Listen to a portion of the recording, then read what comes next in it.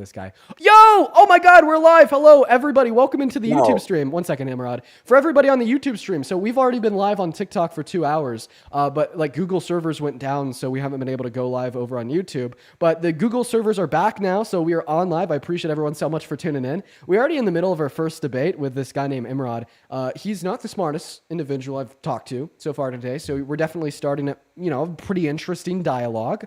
But Imrad, I think that the last question that I was just asking you is a pretty simple one. You said that the Biden-Harris administration was giving money to undocumented immigrants, and if I don't believe this, I live under a bubble. Okay, what's the evidence of this? How are they giving them money? Through what federal systems? Was it a grant? Was it like a benefit? What was it? How are they giving them money? It's not through a federal system. Okay, then what was it through? I don't fucking know.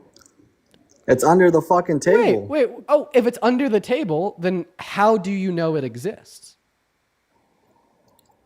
It's in our eye. You can go out in the open world, you'll see it. Wait, when I go outside, I don't see Joe Biden giving money to undocumented immigrants. Yeah. How about you?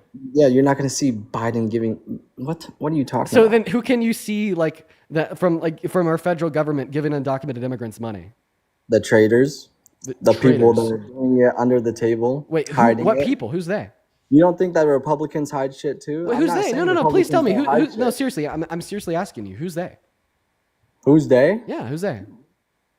I don't know. Honestly, at this point, probably a lot of the They don't even- LGBTQ people. So you think that gay people are giving undocumented immigrants money under It's the not. table? They're not gay anymore. They're not gay. It's a fucking cult. It's a cult.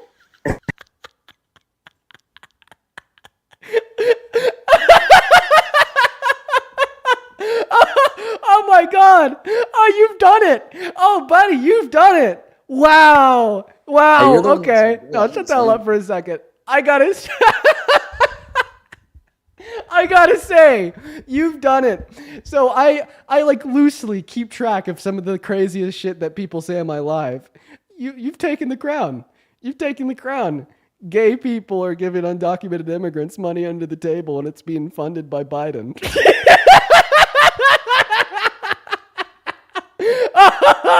Oh man!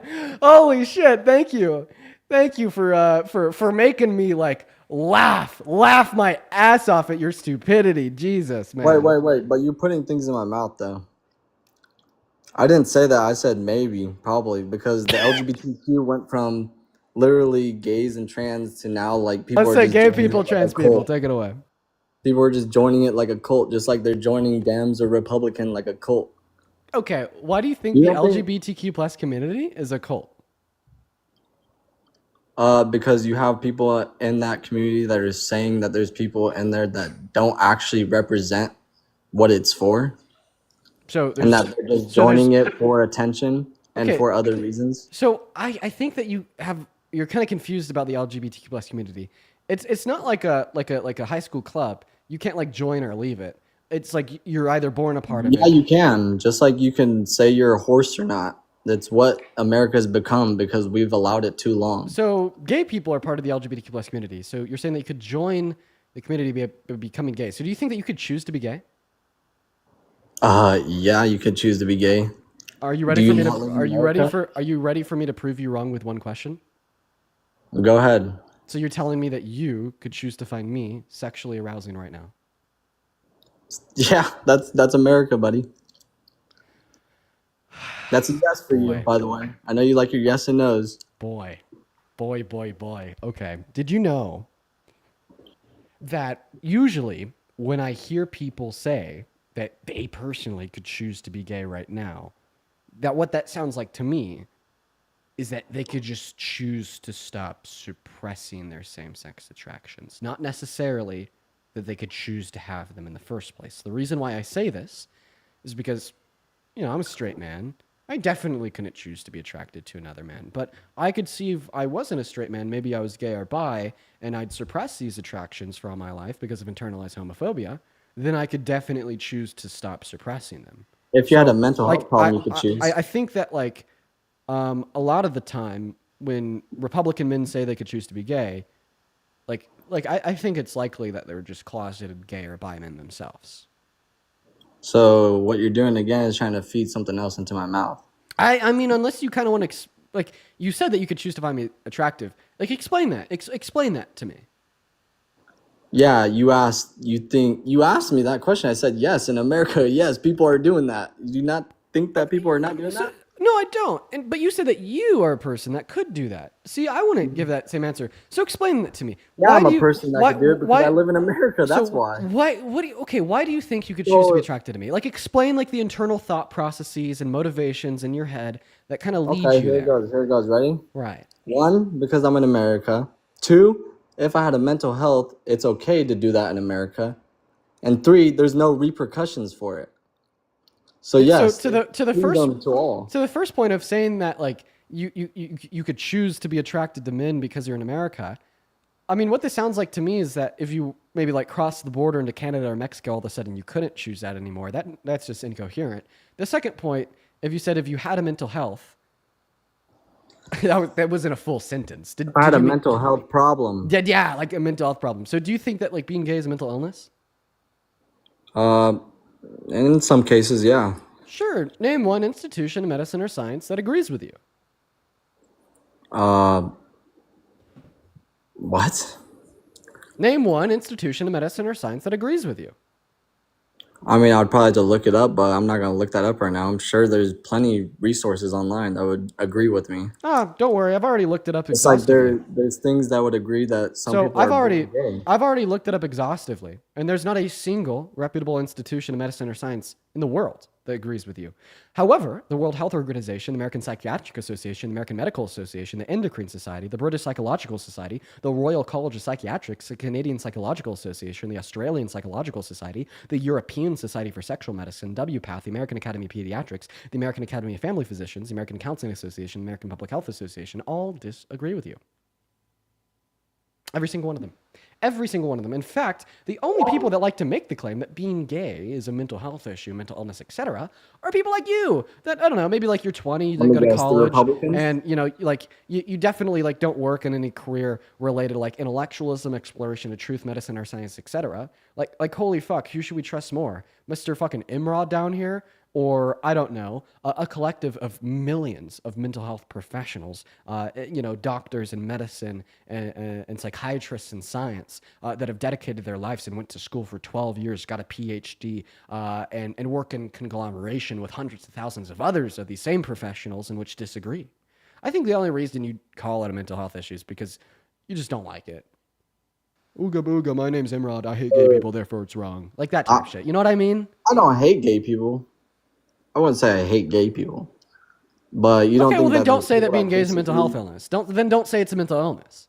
I said in some cases. How, in what cases could being gay possibly be a mental illness? And how would it only be a mental illness in some cases but not others?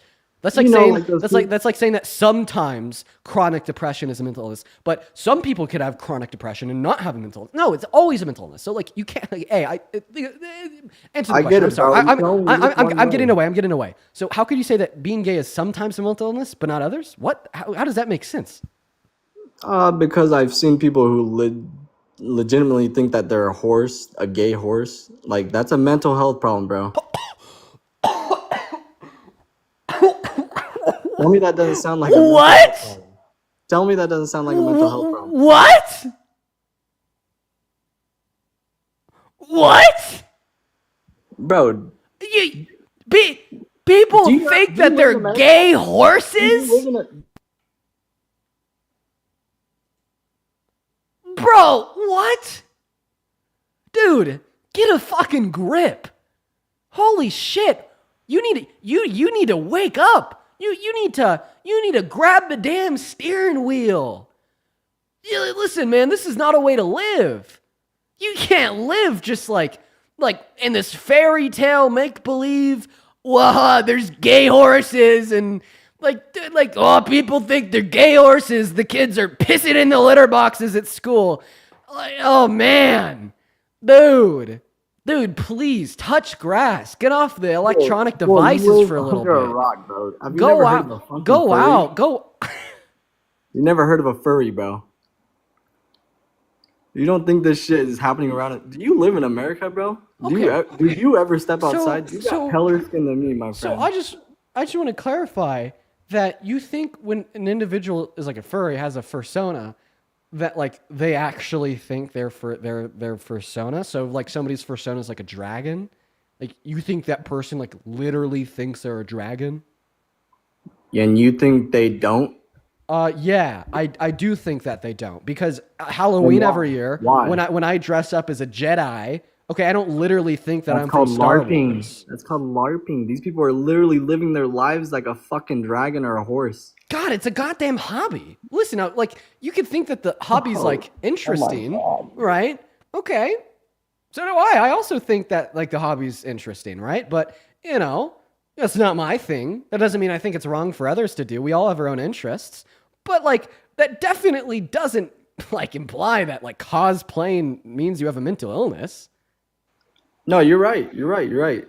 That doesn't Like mean like it's cosplay. extent where Like you like no, like actually think cosplay doesn't mean that you your actually life- think this. Like, can we agree? Can we also agree here, Miss? I appreciate you for the motorcycle. That when people like go to like cosplay conventions for like anime, that like you know like that 18-year-old doesn't literally think he's Naruto. There might be some people that do. Okay, you're delusional. Linda, thank you Bro, so you much were for delusional, bro. delusion. Linda, thank you for the $10 over on PayPal. get Let's some get 100. vitamin D, Shut up. get some sun. I'm thanking my donors. Be quiet, Imrad. Linda, thank you for the $10 over on PayPal. I really appreciate you for the love, as well as Sandra with a 5 over on Venmo, and Pierre Day with a 5 over on Venmo as well as Ember. Thank you for the $10 over on Venmo. Ember says I'm gay and trans and funded every immigrant ever. Can confirm. Yo, let's go, Ember. As well as Tass and Moose with a $50 over on Venmo. Thank you for the $50. Thank you for the $50 donation, Tass and Moose. Tass and Moose say thank you for always fighting the good fight. We have your back in America's Tassie. Shout out to Tassie down below in that chat. Let's get 500 Tassie W's. That is TASSI. As well as Jesse with the $50 donation over on Venmo. From Jess, keep up the good work and stay humble. Jess, I really appreciate you for the $50. Holy crap. Tassie and Jess. Please show some love to Tassie and Jess down below in that comment section literally right now, everybody. I would also like to show some crazy love to Alana. Sorry, for the $50 super chat over on the YouTube stream. Alania says, yo, Dean, I'm back and I got my first birthday money. $50 to you. First and foremost, thank you so much for the $50 and happy birthday, Alania. Show some love to Jess, Tassie, and Alania down below in that comment section right now. All the $50 donations. Holy crap, you guys. That is so much money. I really appreciate you guys for the love. Yo, Imrad, could you say like W, Alania, W, Tass, and W, Jess real quick? Yo, www. And also, Natalie, thank you so much for the $25 over on Venmo. I appreciate you for the love, Natalie. Natalie says, can confirm I go to Comic-Con every year in cosplay. I believe I'm Wednesday Addams, Tickle Me Pink from Rainbow Right, and Princess Peach. Wow, yeah, Natalie, you must got some crazy stuff going on over there. That's literally Princess Peach. Thank you for the $25 donation. As well as Angel with the $3 over on PayPal. I appreciate you for the love, Angel. And then also, let's see, Sarah with a $5, and Kayla with a $5, and Gabriella with a $5 over on PayPal. I appreciate you guys. So do you have anything of substance to go over before I move on to the next guest? I mean, you're just like so damn stupid. I don't know if I could take it anymore. Dude, can you not admit that you are not using logic? I am Here's the laughing. thing about Dems and Republicans, bro. You, You guys can't admit, you guys can't take accountability. dude, the fact that he's saying that I have the problem with not understanding logic, like honestly, it's like Oh, you're it's telling terrible, me to go, but it's laughable. You're telling me to go outside, but you've never seen these people. Bro, you think that Bro, cosplayers literally think that they're gay horses. I don't want to hear from you ever again. You're so basic, bro. You're just following one path. You don't fucking think outside the box, bro. Okay, we're going to move on to the next guest. What is going on, Mr. Duckman? Welcome in. If you want to go and unmute that mic, that'd be great. We'll have a conversation. Volleyball Addict, thank you for the $10 over on YouTube Super Chat saying love your stuff, Dean. I appreciate you for the love, Volleyball. Also, if you're watching, you'd like to support me, my Venmo, my PayPal are in the link tree in my bio. If you're watching on TikTok, I get 100% of those proceeds, and I can even give you a shout out. As well as if you'd like to support me and you're watching on YouTube, my Venmo, my PayPal are in the pinned comment. What is going on, Mr. Duck? Do you support Trump? Yes, I do. How do you? Can I just ask some quick questions just real quick? Yeah, for sure, man. How do you? 13. Oh wow. Okay. You got to be at least 18 to be in the TikTok live. My apologies, bro. We just gotta keep minors safe. We gotta keep minors safe. Wow, I wasn't expecting that. We're gonna go to move on to the next guest. Here we go, everybody. We're gonna go to get that next guest loaded into the box right now, everybody. We got SK loading in. All right, everybody. Yeah, now Hello? what's going on? How old are you? I'm 18. 18. What time is it? For me, Mm-hmm. I live in Europe, so Okay. Well, I'm sorry, man. It's actually no worries. no, wait, I wait, don't wait. I don't want to blame you because I haven't repeated this in a while. We are only looking to talk to American adults that are at least 18 and from America that support Trump. Freddie with an I, thank you for the $10 over on PayPal saying great lives, bro. F MAGA. So real, Freddie, I appreciate you for the 10. And then Ashley, thank you for the $20 over on Super Chat saying studying meteorologist here. My professor says we're for a scary storm season and it's terrifying because of all of the NOAA and storm relief programs were defunded. Love the stream. Keep it up. You know that Donald Trump's director of FEMA doesn't even know that we have a hurricane season? I appreciate you for the $20, so shout out to you. All right, let's go to get that next guest up in here right now, guys. Go and drop a MAGA down below in that comment section if you want to come up. And Vada, that is VADA, with a $20 over on YouTube Super Chat. Thank you, Vada. And Jess with a 10. Jess says, thank you for all that you do, Dean. I appreciate you for the love, Jess and Vada. What is going on? Jenny, hello, welcome into the stream. Are you MAGA? Okay, Jenny is not here, everybody. You know, we've been live for, let's see, 2 hours and 11 minutes, and all day we've just been talking to MAGA men. If there happens to be any MAGA women out there, I would love to have you up. How about this? If you are a MAGA woman that would like to come up and debate me, right now, type in the chat MAGA with your age, but only do that if you're a MAGA woman from America that is at least 18 years old. I want to focus in and try to get a MAGA woman up here because we've been talking to MAGA men all day long, y'all. Volleyball Addict with another $20 over on YouTube Super Chat. Let's get 200 Volleyball Addicts down below in that chat. I really appreciate you for your love. Welcome in, Layla. Are you MAGA? Yes, I am. Oh, Layla. Okay, tell us why you support Trump. So I'm not really sure. I think I may not know as much about the left side as I feel like I should. Okay. I definitely don't necessarily agree with his whole abortion laws. I feel like definitely abortion shouldn't be to anyone who just wants it. I feel like if you are a SA victim of some sort, if you are underage, if it is medically necessary, I definitely feel like that should be available. Okay, but Or like, if you're not but financially if you're, stable. if you're not financially stable. Yes, like that sort. Like if you have the means and you just want to go do it just to do it, I feel like that shouldn't be available. I don't know. Okay. I could just be wrong.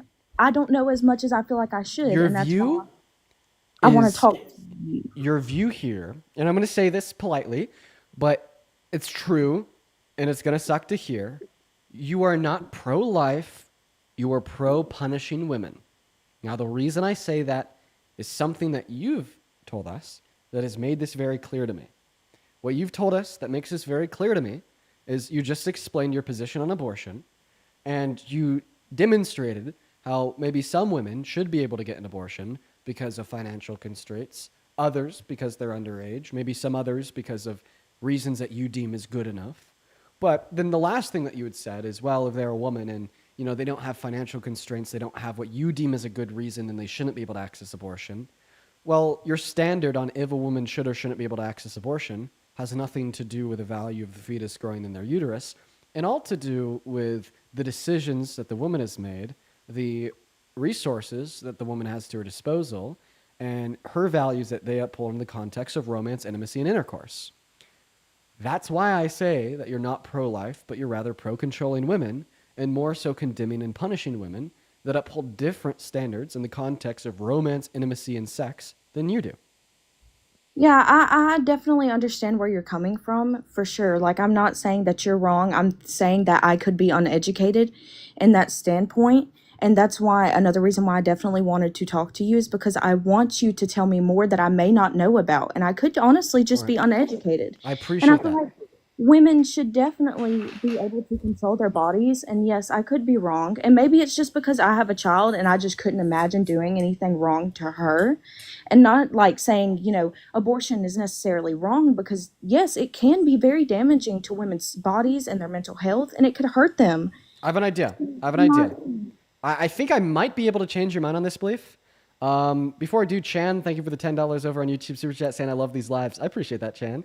As well as Rat with the $5 over on Vimeo, and Jasmine with the 10 saying gay horses are unicorns. LFG, I appreciate you for the $10, Jasmine. And then Andrea with the 15 saying keep on doing you. I appreciate you for the love, Andrea. Now, to respond to your position, I think I might be able to critique it. I don't think I'll be able to change your mind on the fact that you think it's like irresponsible for women to engage in intercourse without like an intention to raise and have a kid. But I think still yet I could change your mind. Could we agree that it's irresponsible for somebody to smoke a cigarette? Yes, absolutely. Okay, all right. But still, yet, if somebody decides to smoke, does this irresponsible thing, even if they acknowledge that it might give them lung cancer, if they do get lung cancer, they should be able to access the saving grace of like cancer treatment and go to the hospital and terminate the life of that cancer, right? Yes, and that's what I'm saying. Like, I definitely feel like accidents do happen, like if a condom breaks or something. So I don't think it should necessarily be illegal. Like I said, I could just be wrong because I guess I just didn't count in, condoms break, birth control fails and stuff. And I think that's where I went wrong was I just didn't think about that. Of course, now I am, and I definitely feel like it should be available to everyone because accidents happen, things happen and stuff goes wrong. Oh, so then you do think that abortion should be available to every woman, and that's pro-choice. This is what Donald Trump disagrees with. Donald Trump has uh, is made it so abortion is not available to every woman, and he's restricted 66 million American women and girls from accessing elective abortions. In fact, his policy has even led to 60 grape victims that get pregnant as a result of said grape being denied from abortion in 10 of our 50 states every single day, as well as the other bad outcomes of his policy is individuals such as Adriana in Georgia with very restrictive heartbeat bans on abortion. Adriana experienced brain injury in February and became brain dead. But because the fetus in her uterus was 9 weeks old at the time, the family as well as the state was obligated to keep her alive on life support just to sustain the life of the fetus against the will, the say-so of the family, even though we now have medical reason to believe that it is a non-viable life form. We are Yeah, when disgracing it this comes woman. to We that, are that treating is her like a fair. carcass, and we are acting as if she is only a means to an end of creating more humans. This is the realistic fruition of the fears of feminists and women all throughout history, where men look at them as mere incubators. And now we see that because of the decisions of a man and the men in which legislate in many of our states, there are some women who are literally legal incubators and nothing but. Yeah, I definitely feel like that should not be allowed. That should definitely be illegal. I mean, let the woman rest And in that's why peace. you should have voted for Kamala Harris. I mean, honestly, I'm not gonna lie. I'm uneducated, and that's why I wanted to come on here and talk to you. I guess I'm uneducated, and honestly, I didn't even find out about the woman until recently, and I'm just like, I don't know if that's who I want to support because something like that is absolutely horrid. I don't want to support someone who's like that, Right. Then but I don't. don't know. I That's mean, why I want to talk because I so want. so you care about the way that women are treated in society. And like seemingly like after a conversation, like you seem to be recognizing and be good in good faith recognizing all these horrid things that Donald Trump has done to women. I mean, what if I told you that he's done even more like other horrible things to women, such as when he openly boasted about perving on naked teenage girls when they were undressed in their changing rooms, and he got away with it since he owned the changing rooms, and that was in 2005. Or when he was held civilly liable for raping a woman, E. Jean Carroll, and that happened in 2002. I didn't know about that actually. Also, Chad, So if you're getting lag, swiping and swipe out. There shouldn't be any lag. for thank you for telling me about that because I actually didn't know that was even a thing.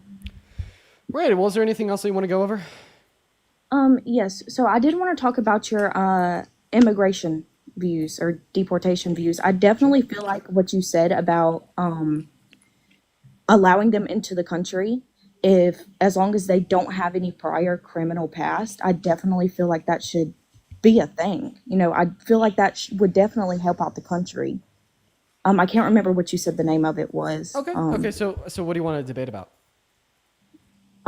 I don't. I mean, I don't know. I think you definitely changed my mind. So I don't think that there's really much else to debate about. I definitely feel like you did. Okay, well, So hey, Layla, I appreciate you for your time. I think that, like this stream is designed for you and people like you that are willing to be a little bit more open-minded and are just simply kind of ignorant to a lot of the bad things that Trump has done and is doing, as well as is ignorant to what the advantages are of like supporting liberalism or being a progressive. And I appreciate you for coming up. Probably the most worthwhile conversation yet of the stream. all And right. I hope that Well, you have a good rest of your day. All right, thank you. You too. Of course, Layla. We're going to move on to the next guest at this point, everybody. Here we go, y'all. Here we go. All right, let's see. We're going to get the next guest up in the box. If you're on that queue, make sure that means that you are MAGA. Make sure that means that you support Donald J. Trump. We are just looking for some Trump supporters to come up here and have some debates with us. Everybody just looking for some debates. We got Daniel loading in. I don't know, Daniel. That's a fetus name. I don't know. And thank you for the $10 over on PayPal saying, seeing some misinfo spammed in the chat. CA Sin Padilla was forcefully removed and detained during a Kristi Noem press conference, not arrested. Okay. I'm going to have to look into that. I'm guessing that just happened. I appreciate you for the $10 as well as to bringing that to my awareness. And hello, Daniel. Are you MAGA? Yeah, How old are you? 34. Oh, Daniel. Let's see if we can get you a friend to debate with. What about you, Isaac? Are you MAGA? Isaac isn't even here, even though he's spamming MAGA in the chat. Daniel, take it away. Tell us why you support the worst president of your 34 years of life, President Donald John Trump. Look, man, I just wanted to give you, I guess, a point of view from somebody who is an immigrant, who's been in this country for like 17 years, who came as a student and now has a green card, and the process that I went through, and just kind of like, I think it's really easy to see things in black and white, but I feel like there's a lot to be said with what he's doing in the wrong ways. But immigration is something that should be done correctly, and there's a lot of people that did not go through it in the correct way. And it's sad to see these videos of people being separated. And if you have a heart, it's impossible not to feel for these people and for families that are being broken. But unfortunately, there's laws, and these people broke the law. And so, look, man, I'm not here saying I'm defending Trump and I think he's the shit and he's doing everything right, because that would be, completely idiotic to say. But I do think that, when you look at history and you look back at Obama and other presidents, even Hillary and Clinton and, presidents that I'm sure you respect their policies, they were even harder on immigration. And so, when you look at it in numbers and policies and stuff, Trump maybe is doing it in a scope where he wants it to be seen, and social media doesn't help. But if social media was big enough back in the day with Obama and Hillary and Clinton, it would have probably been the same or different, maybe, because it was a Democrat. Go ahead, please. Allison, thank you for the $10 over on Venmo. Allison says, Trump announced he's changing deportation strategy after hearing from farmers and hospitality owners. That's a good thing, everybody. We'll have to see what the strategy has changed to. That is a good thing. But anyways. So I'll kind of go top to back. So the last thing that you brought up was other presidents like Obama and Hillary. First, Hillary wasn't a president. Okay, Hillary's not a president, Now- brother, but you know what I mean. Come on. Yeah. Now, okay, so there are some differences between what Obama did, what Clinton did, and what Trump's doing now. Like, no. Like, Obama and Clinton were not violating the constitutional rights of immigrants and sending them to, like detention centers where terrorists, what does the CIA do to terrorists? I was saying this earlier. I always forget. What is that word called? Tortured. At least like Obama and Clinton weren't violating the constitutional rights of immigrants and sending them to torture prisons for terrorists, right? I mean, I think that there's going to be a big difference there. And the strategy of deportation was different from what Donald Trump is upholding today. Donald Trump is not focusing on individuals with prior violent offenses, criminals. No, he's focusing on everybody. Even, career men and women who've been in the country for 35 years, have a family, and productively provide to this economy.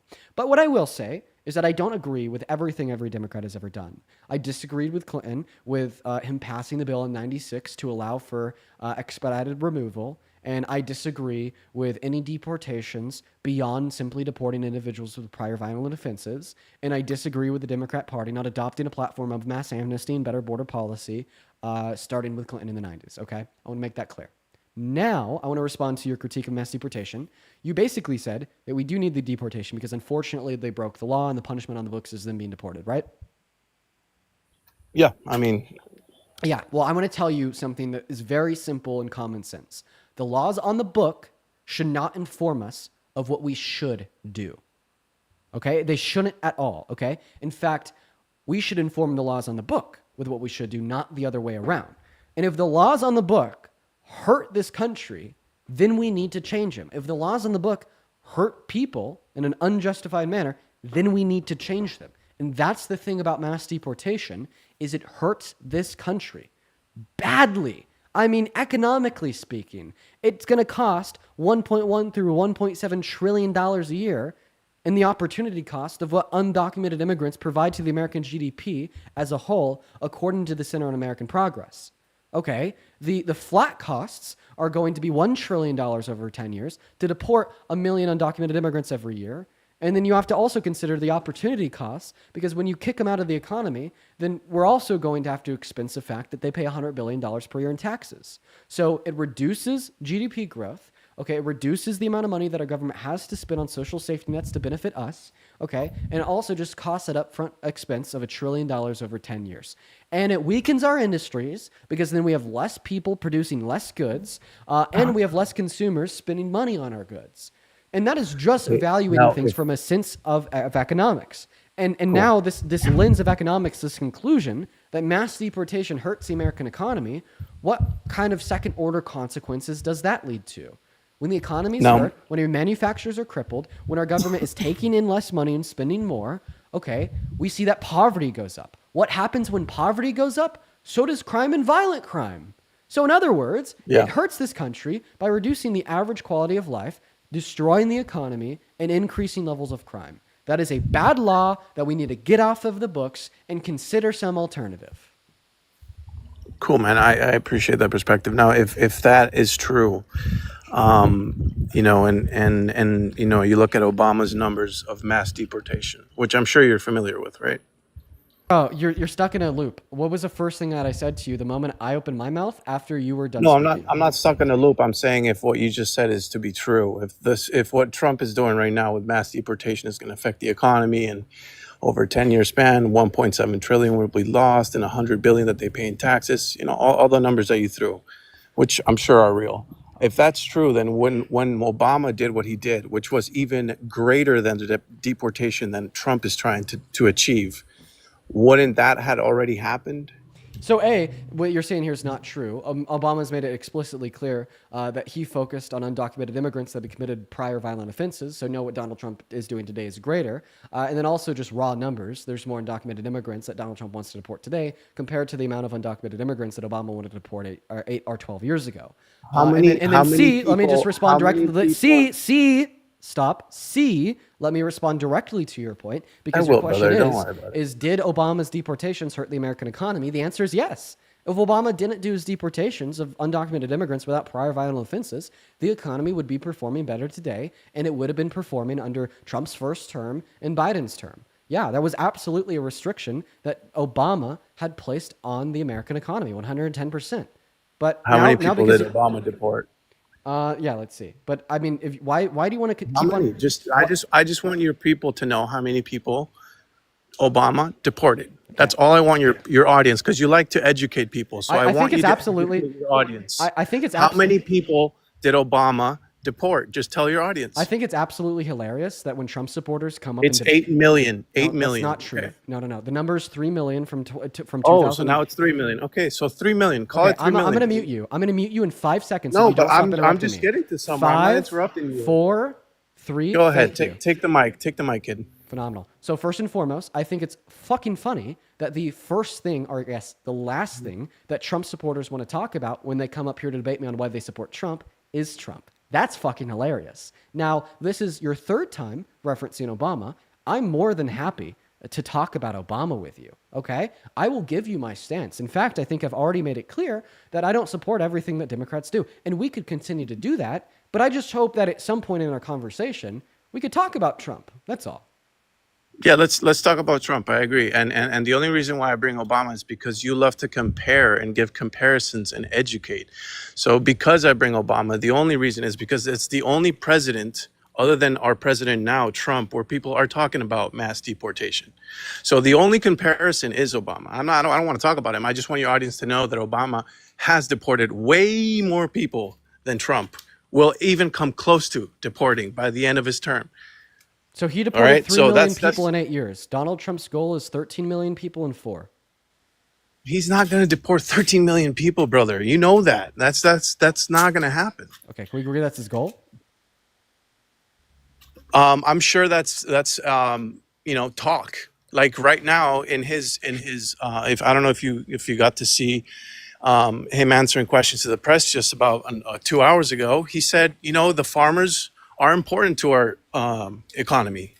Maybe we shouldn't be targeting the farmers. Maybe we shouldn't be targeting the so people who are. you know what this He tells just me? said that. And listen, brother, No, I'm an Daniel, immigrant. you know what this tells and I me? agree with You know what that. this tells me, Daniel? What?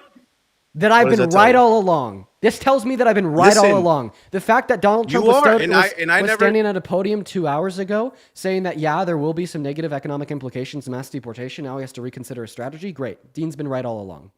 I fucking hope that he reconsiders his strategy and he stops what he's doing.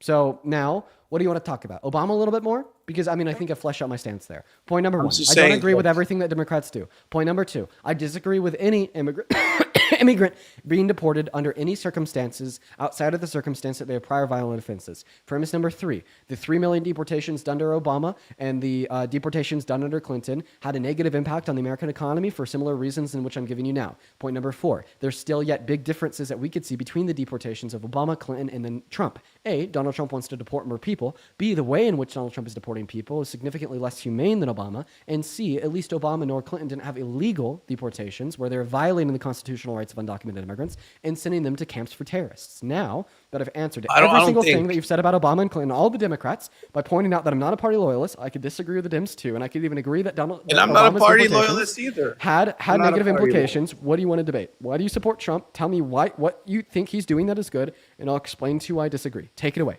The main reason why I support Trump is because the country under Biden, which is somebody that you fought for and was trying to get reelected until he decided not to run again, or maybe they just put him in the sideline. Who knows? But the reason why is because I think the country was going the wrong way, and he seemed to be the only option that was there, buddy. I wasn't going to go for Kamala. I'm sorry, but that's mainly why. His policies made more sense. His foreign policy made a lot more sense. And he just seemed to be the option that made more sense. Now, if there's somebody else, let's talk about it. Let's talk about it. Sure, go ahead. Now, before we talk about it, I'd like to thank Julia for the $10 over on PayPal. Julia says, love from Germany. Love to Germany. Thank you for the $10, Julia. Kaylee with a 5. I appreciate that. And Edward, thank you so much for the $20 over on PayPal, saying it's the Democratic Party, Dean, not the Democrat Party. That's a Republican derogatory term. Okay, I'm sorry. I need to get better at that. Thank you for the $20, Edward. Let's get 200 Edward W's down below in that chat. As well as Kiara, thank you for the 4. Let's see here. Sophia over on Venmo, thank you for the 10. And Gwen, thank you so much for the $20. Let's get 200 Gwen W's. Gwen says, I was out at a protest last night and we're hit with smoke and tear gas. Holy shit. I hope that you're safe, Gwen. Thank you for the $20. And seriously, I hope that you're safe. And then Allison, thank you for the $10 over on Venmo. Now to respond to what the guest is saying. Once again, I appreciate you guys so much for your donations. Let's talk about it. You're saying that the Biden-Harris administration was sending America in a negative direction, and you think that Donald Trump's policies made more sense? Okay, well, let's see if you could justify that claim. Name one policy that Kamala Harris ran on and wanted to implement in this country that would have further sent America in a negative direction. I think that Trump focusing on bringing jobs. Wrong. Sorry. Already to off America. kilter. Already off kilter. On You said that bringing- nope, stop talking. I'm sorry. I'm going to interrupt you because you're not answering my question.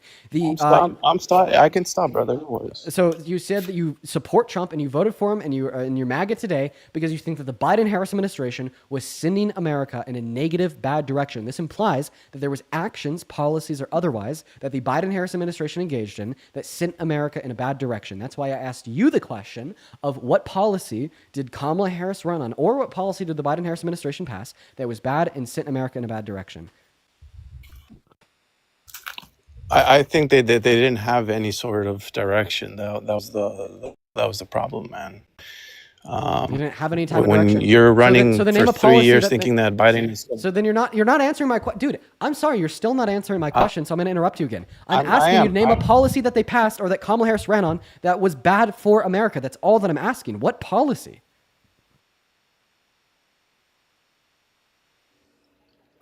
Just the overall state of the country, man. Okay, the that's the overall state economy, of the country is the not a trans policy.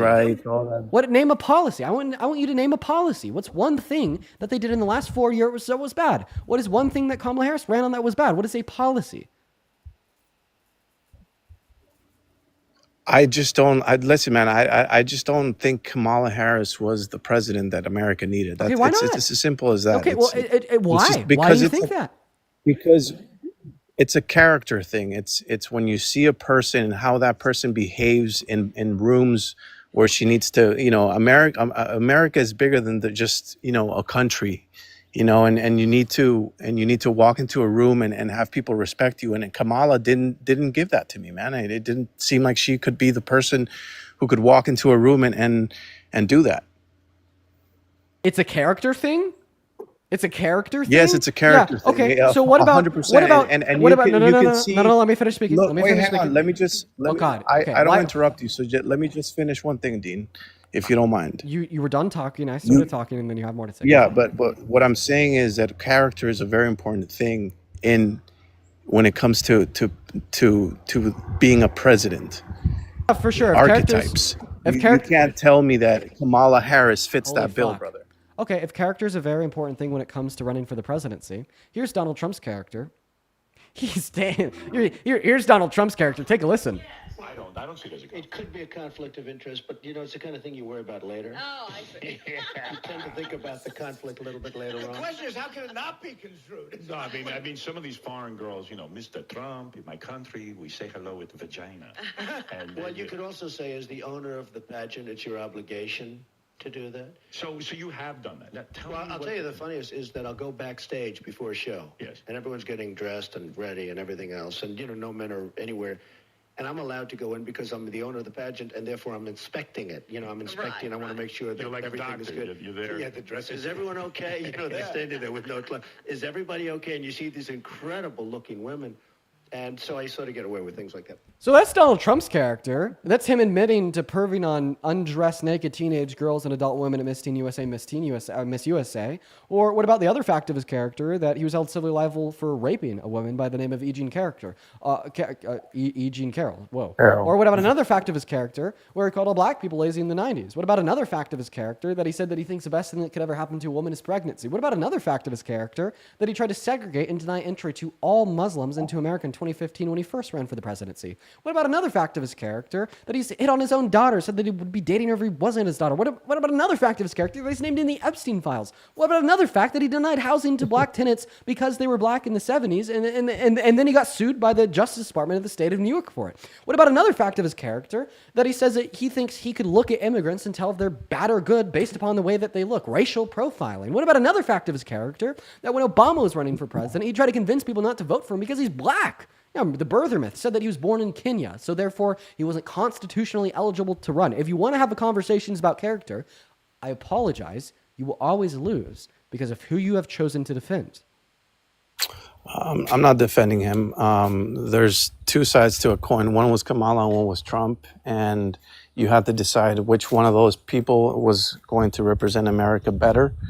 And Trump was the better side of the coin. And for me, obviously not for you. Yeah, but you told me when that it comes character's to relevant, Trump, and then I just told you let me like just respond to a billion bad things the about his character. So, barrage of things you just said. sure. So the only thing that I will say is that you will always find a lot of dirt on Trump. Why? Because he wasn't a politician. He didn't run his life as a politician. In fact, in the 80s and 90s, rappers, I mean, you weren't born, but he was in every rap song, bro. Every rapper loved him. Every fucking person that hates him today, Whoopi Goldberg, The View, anybody that you want to say that hates him, they all loved him. Okay? Trump was the fucking man until he became the enemy when he happened to say bye-bye to the Democrats. So I'm not here trying to, hey, give me a second, buddy. I have a question. You're Are you a right. politician? No, sorry? Are you a politician? No, I'm not a Oh, politician. so you're a rapist. I'm a rapist because I'm not a politician. Yeah, that's what you're saying I don't about know Donald when- Trump. I bring up that he's held civilly liable for rape. He's perved on naked teenage girls. Well, he Your response wasn't- is to he say, wasn't- well, he that's because he wasn't- didn't live his life as a politician. So this Hang on, must brother. mean every But man that doesn't live his life as a politician is a rapist, right? Well, the jury didn't find him capable. They didn't find him liable for rape. So What do they find him liable for? Well, under New York law, he wasn't liable, and you know this. You know What this what did for a they find fact. him liable for? Well, that he had some sort of well, I mean, I don't want to say it on TikTok, bro. He used his fingers. How about that? There you go. Oh, okay. So I have a question. Does your definition of grape I'm include? saying, in a legal standpoint, I'm agreeing with you. You're right about what has been said, but in Yeah, a you're interrupting court me. of law, he wasn't held liable. Okay, so he was held liable for the violent sexual abuse of E. Jean Carroll. The action was the forceful penetration of her female member with his fingers. Yes. And you're right, the Yes. court didn't define this legally as grape. We shouldn't care. You want to know why we shouldn't care? Because we And I consider- agree with you. Oh my god. I agree with Oh you. my god. Then you wouldn't be if you agreed with me, then you wouldn't be running this point because I just called him a rapist. Well, listen, man. The only reason why I agree with you is because in this country, if you're not held liable by a court of law, then it's like, knowledge that people can go and say and talk about, but it's not held liable to him, dude. Wait. So that's all I'm saying. Yeah, no. In your country, so by when the way. when I call in him other countries, it's different. when I call him a rapist, okay, I'm referring to the action that he was held liable for. The action that he was held liable for was the forceful penetration of E. Jean Carroll's female member with his fingers.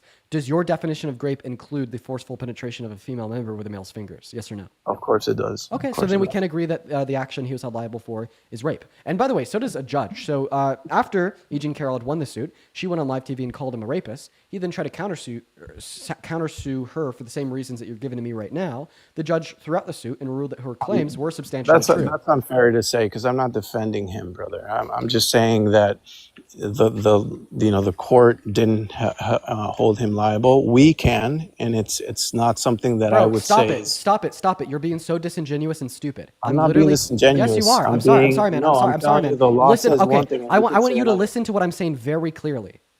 The action that I'm calling rape is the action he was held liable for. Stop saying that the court did not hold him liable for this action. I am referring to the action they held him liable for. Okay. Right, that's clear now, right? So it's like when you try to tell me that, oh, he wasn't held liable for this, we can't say this, it wasn't determined by a jury in a court. Yes, it was. Yes, it was. The action that I'm calling rape is the action that he was held liable for, 110%. The law changed recently in New York. That wasn't the case when. Yes, no, it was the case. When this happened, the action that he was held liable for is what I'm calling rape. I'm so sorry. You telling me, like, magically, for whatever reason, in 2022, the penetration of a female's member with a man's fingers forcefully without consent wasn't rape? When did that change?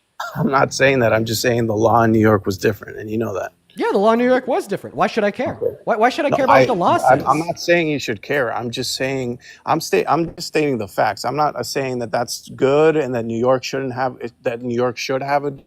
The think fact, it's the fact, bullshit that they the fact do. of the matter is that the action that Donald Trump was held liable for was rape, and the only reason why you want to try to contort, push, and change that fact and obfuscate and muddy the waters is because you know that that word holds a lot of very gravitational, negative societal implications, and you can't defend the guy. So then you just got to go down to this rhetorical plea of saying, "Guys, please, please, please, please, don't call him a rapist because then more people will not like him." Oh my God, dude! Boot in face from fascists, loving it too. I just don't get it, man. Now, I want you to respond to my question because the reason you said that you prefer Donald Trump to Kamala Harris was he has a better character. Okay, how does a rapist have a better character than the prosecutor? How does the pedophile have a better character than the prosecutor? How does the guy that admitted to pervert on naked teenage girls have a better character than the prosecutor? Let's hear it, Daniel. Let's hear it. What is the worst thing that Kamala Harris has ever done that makes her character worse than the rapist P3DO?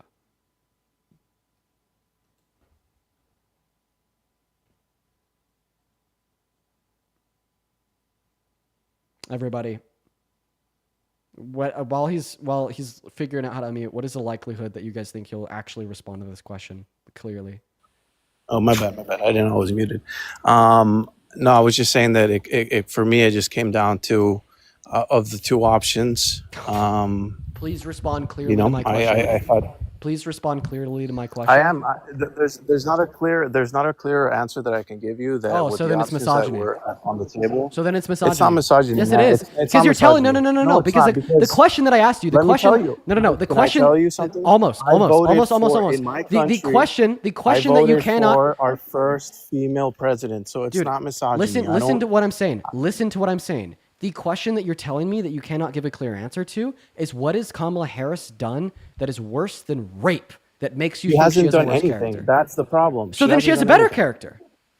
No, she doesn't, bro. She did. How She, wait? How does she have a worse character than the reason rapist? why Tell me we how, are in the Daniel. situation Tell that me why she has a worse character than the rapist that has perved on naked teenage girls. I'm not going to interrupt you. I'm not going to mute you. I'm going to let you speak for as long as you want to without any input from me until you're done. But I want to make sure that when you are speaking, you are going to stay on track and give a clear, definitive, and confident answer to the question. Tell me why you think Kamala Harris has a worse character than the racist rapist that is openly admitted to perving on naked teenage girls. Dean, you can spin it as many one, like it's crazy how you spin things. All I'm saying is the reason why we are where we are today with all this immigration problem is mainly, and I'm not just saying because of her, but mainly because of Fuck off. Answer the question. Sorry, immigration's not relevant. We're talking about character. You called it a spin. I'm going to ignore that because I want to stay on track. Tell me why you think that Kamala Harris has a worse character than the racist rapist that is perved on naked teenage girls. Unmute. Just stay on track and I won't mute you. Seriously, I'm going to sit back. I'm not going to mute you. I'm not going to interrupt you as long as you could answer that question. Take it away. look, Dean, I'm gonna let you eat somebody else and make yourself feel better. All I'm No, gonna bro, say answer the is question. the reason why we are where we are. So is you don't have an because answer to the Kamala- question. You don't have an Kamala answer to the was question. inept. I do. I Kamala was don't think that. Okay, I don't think you understand how this works, Daniel. Guess what, buddy? Feel free to make a fool of yourself. Make a fucking fool of yourself, Daniel. I'm not going to prevent you from doing that. If you run, I'll have a good laugh with everyone watching. Okay. But if you don't want to run, if you don't want to make a fool out of yourself, if you want to be a living fucking embarrassment, you'll answer the question. What has Kamala's she done that has made her character- worse than the Kamala's racist character. rapist that is perved on naked changing teenagers? Kamala's character on the border, which was her only job as vice president, was so horrendous. So horrendous. If she would have done that a little bit better, Dean, if she wouldn't have gotten us in the situation that we are right now, then maybe I would have been, you know what, Kamala, she might be better than Trump. But due to the fact that she couldn't even run, her only thing to do was the border. And you know this. And she failed miserably, man. She failed miserably. So how can you vote for somebody who can't even do one thing and you're going to expect her to do the hardest job that there is? Doesn't make any sense, man. If she would have done a better job, Great. Is this where I if she could didn't have respond? her little world, I don't care.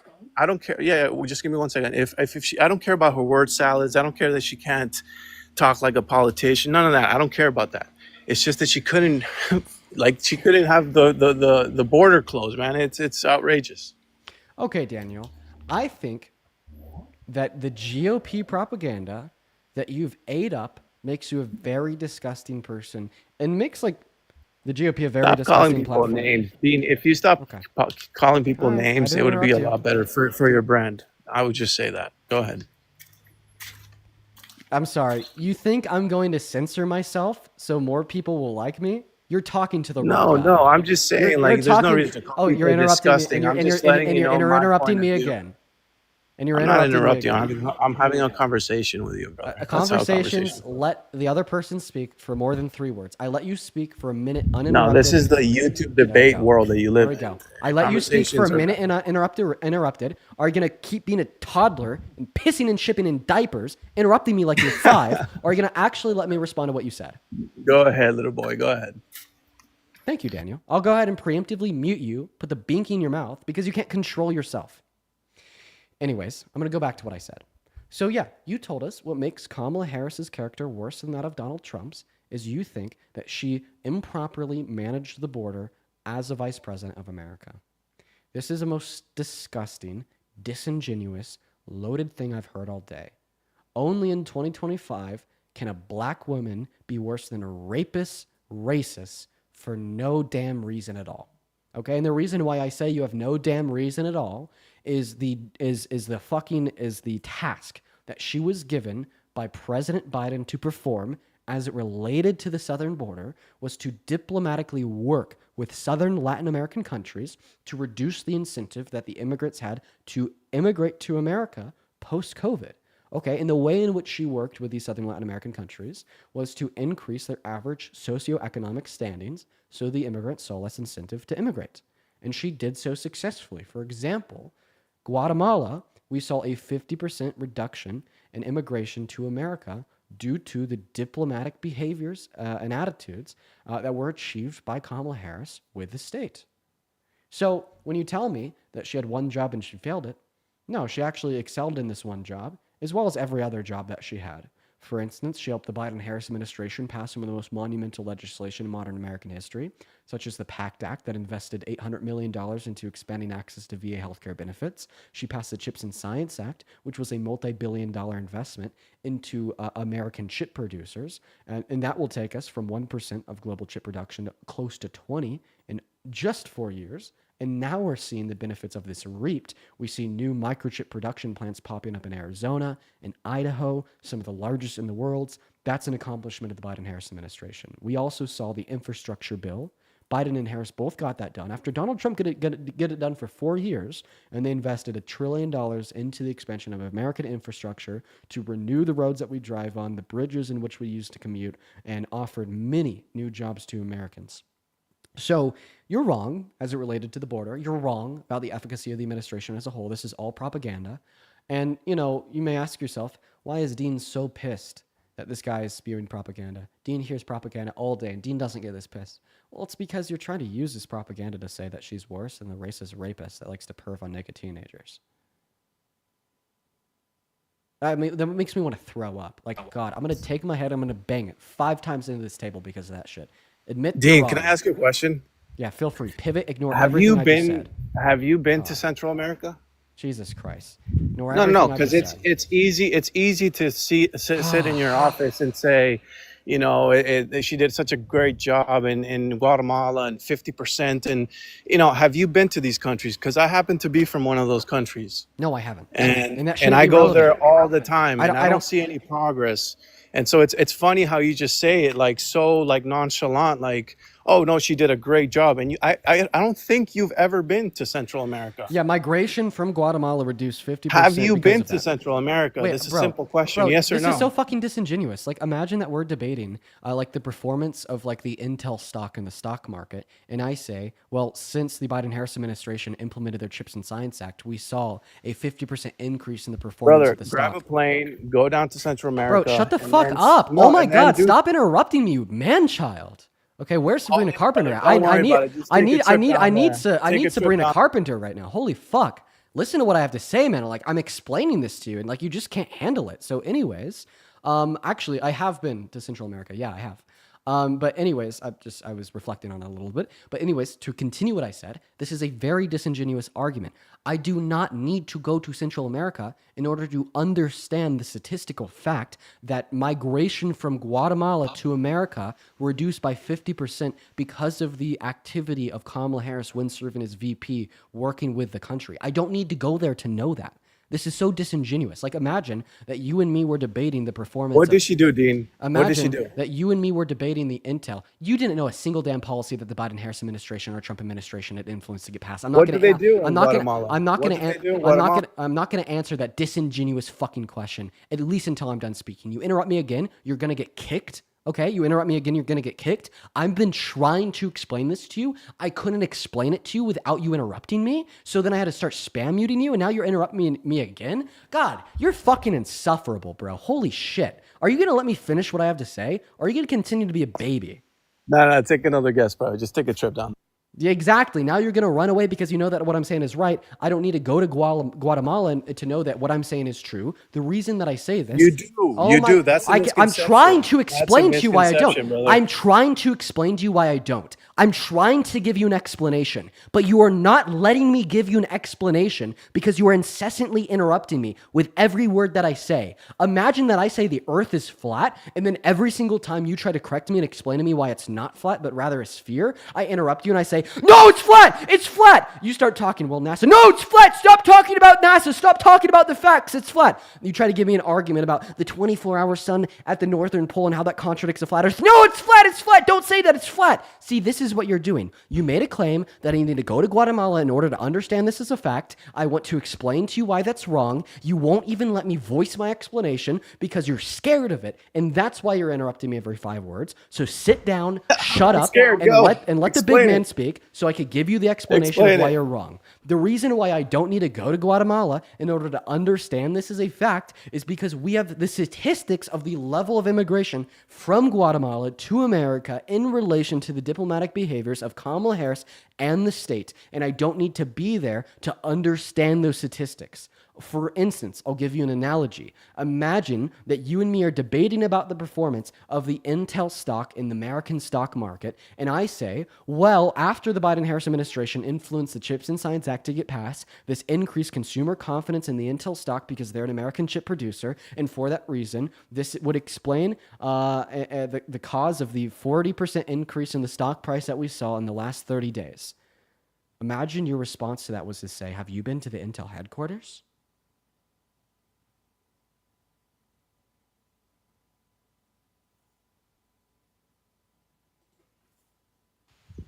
All right, that analogy was trash, bro. Okay, why? Why was it trash?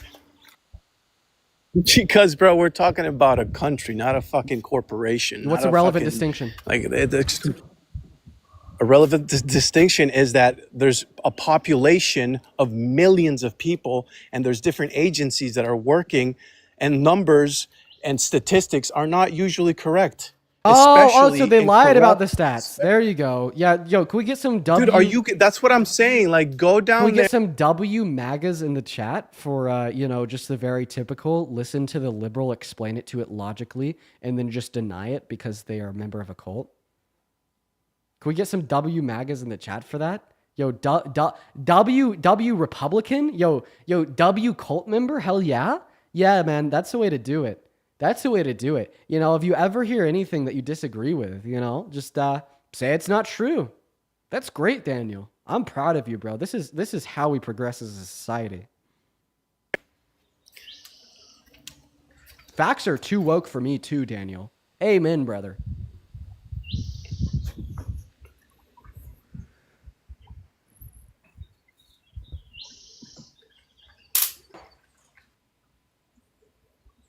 God, the woke facts got him gagged.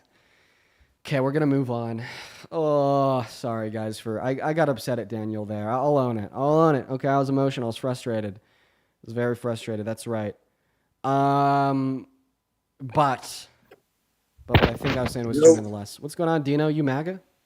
Nah, bro. I just want to know, like, do you support Trump? And don't use all them big ass words, man. Just dumb it down for me, man. I want some damn knowledge my damn self, bro. Fuck Trump. See, I agree with you. You know what I'm saying? See, I agree. I just want some knowledge on, you know what I'm saying, why is it F Trump? And I'm trying to figure out, like, why is it that way? You know what I'm saying? Listen, you're in the right place. You're in the right place for that. So we're doing some debates with Trump supporters. Honestly, if you want to know why I fucking hate the man, I'd listen into the next conversation or two. You know what I will say? I get tagged in a lot of things about you. Like every day I get a tag or two. You do? Yeah, me too, bro. I ain't gonna lie. Oh, that's funny. But bro, listen. No, for sure, man. If you want to know my perspective, I mean, I'm sure it's what I'm here to debate. It'll come up a whole lot. Appreciate you for coming out, bro, and it's good to finally meet the man whose posts I get tagged in once or twice a day. Take care. Yeah, man. Nah, but I ain't gonna lie. Now, I have seen you on my For You page before, bro. I ain't gonna lie. One dude that I really want you, like, I want you to get on his ass so bad, bro. That Charlie dude, Charlie Kirk, bro. I do not like Charlie Kirk, bro. I don't like this shit. But I'm not into politics and shit. I really don't know what the fuck going on in the world right now, man. I'm just here, gang. I'm just living. You know? So fuck Charlie Kirk. All right. I think my most viewed video ever is a video of him running from me. I'm trying to get on his ass too. I'd love to debate him. He doesn't want to talk to me. And yeah, bro, I mean, feel free to tune in. I mean, these live streams, they're about promoting awareness about what's going on in America, what our president's doing, and why everybody should make better decisions in the future. I don't know. Maybe sometimes when some people tune in, you'll see me getting all like pissed and upset. I'm not going to lie. Some people say some crazy shit and I do have emotional reactions, but at the end of the day, it's just about education, awareness, and inspiring critical thought. So, I mean, if you're interested in, learning more about my perspective or kind of just what's going on, these lives are worthwhile. But yeah, I'm going to move on to the next Trump supporter. And, I hope you have a good rest of your day, man. You too, bro. Yeah, take care. Take care. Let's go to get that next Trump supporter up in the box, everybody. We're going to go to get that next Trump supporter loaded in as we speak, y'all. All right, let's see what we got. In the meantime, Megan, thank you for the 5 on YouTube Super Chat. Building Fins Up, Plaster Cat, and Erupting Fist. Thank you all for the $5 over on YouTube Super Chat. Logan Quimbleton, and both of you, Logan and Quimbleton, I appreciate you both for the $10. Hell yeah, shout out to you guys. Let's go to move on to the next Trump supporter right now. Let us know if you're MAGA down below in that chat. We'll get you loaded up. Trump supporter right now. Let us know if you're MAGA down below in that chat. We'll get you loaded up. Trump supporter right now. Let us know if you're MAGA down below in that chat. We'll get you loaded up. Trump supporter right now. Let us know if you're MAGA down below in that chat. Holy echo. I'm so sorry you guys had to hear that. My God. Yo, we're getting the next guest loaded up. Vivian! Thank you for the $25 donation over on Venmo. Saying good job on educating others. I appreciate you for that love, Vivian. Huge shout out to Vivian down below. What's going on, Rin? You support Trump? Yes, I do. Okay. Do you think that you might be able to come a little bit closer to your mic? Hello? There we go. You got a little bit of background noise. Do you think there's like maybe? Yes, I do support Trump. Cool. Well, let's have a conversation. Before we do, It's called a fan. No worries, no worries. I'm gonna thank 2 more people here. Sorry, maybe a little bit more than 2. Garrett and Colin, I appreciate you both for the $5. Colin says W this guy, W you Colin, as well as Kita, that is KITA, with a $30 donation over on Venmo, saying thank you, Dean, for always proving that MAGA is unsafe for women. God, they suck, dude. Thank you for the $30 donation, Kita. Huge shout out to Kita down below, as well as Ray. Thank you for the $10 over on Venmo. Huge shout out to Kita and Ray. You guys are the shit, quite frankly. Now, there's a handful of donations over on PayPal that I'd like to get around to. Let's see if we could just do that real quick, because I'd love to thank the individuals in which have been supporting me.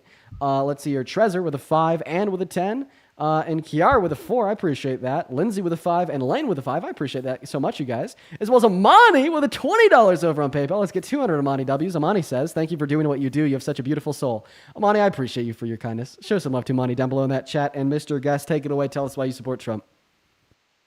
There's a lot of reasons, but I would say his fight for women to prevent biological males in athletics is one of them. I would say immigration, mass deportation, while you think that it is inherently bad to mass deport, I think you have a moral obligation to do it to prevent. What you're saying is if you come here illegally, you have a right to stay and you should be allowed to become a citizen. However, what you were then obligating for is get here anyways, any means necessary, and you get to stay.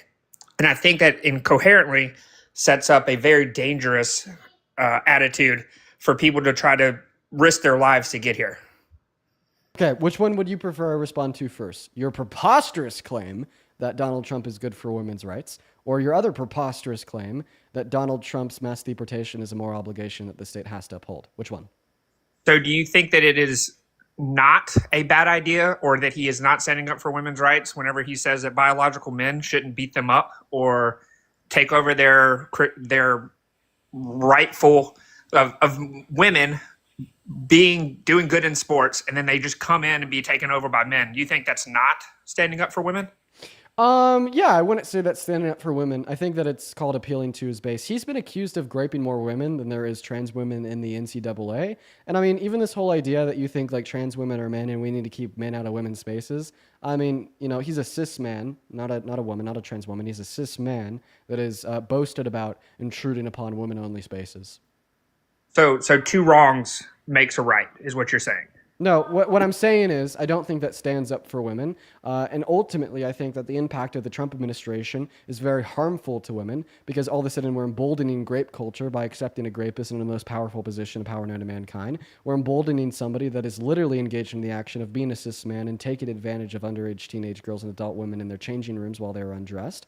And we're also emboldening more oppression of women as it relates to things such as overturning Roe v. Wade, which has led to 66 million American women being denied access to elective abortions and 60 pregnant grape victims per day being denied access to abortion in 10 of our 50 states. Now, if you want to say that none of this matters and all that matters at the end of the day is you want to protect women in their sports, well, I mean, A, I just think that you have your priorities out of whack. B, I think that there's good arguments to justify that trans women should be able to compete in women's sports under particular criteria.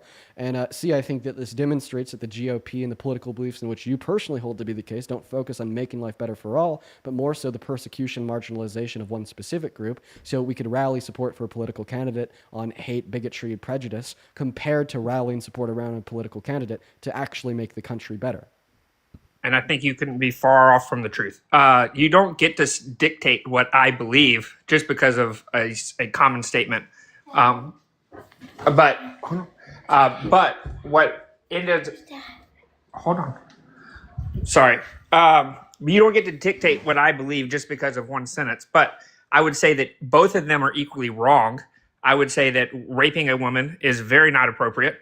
I would also say that beating up a woman is also equally as wrong in moral judgment.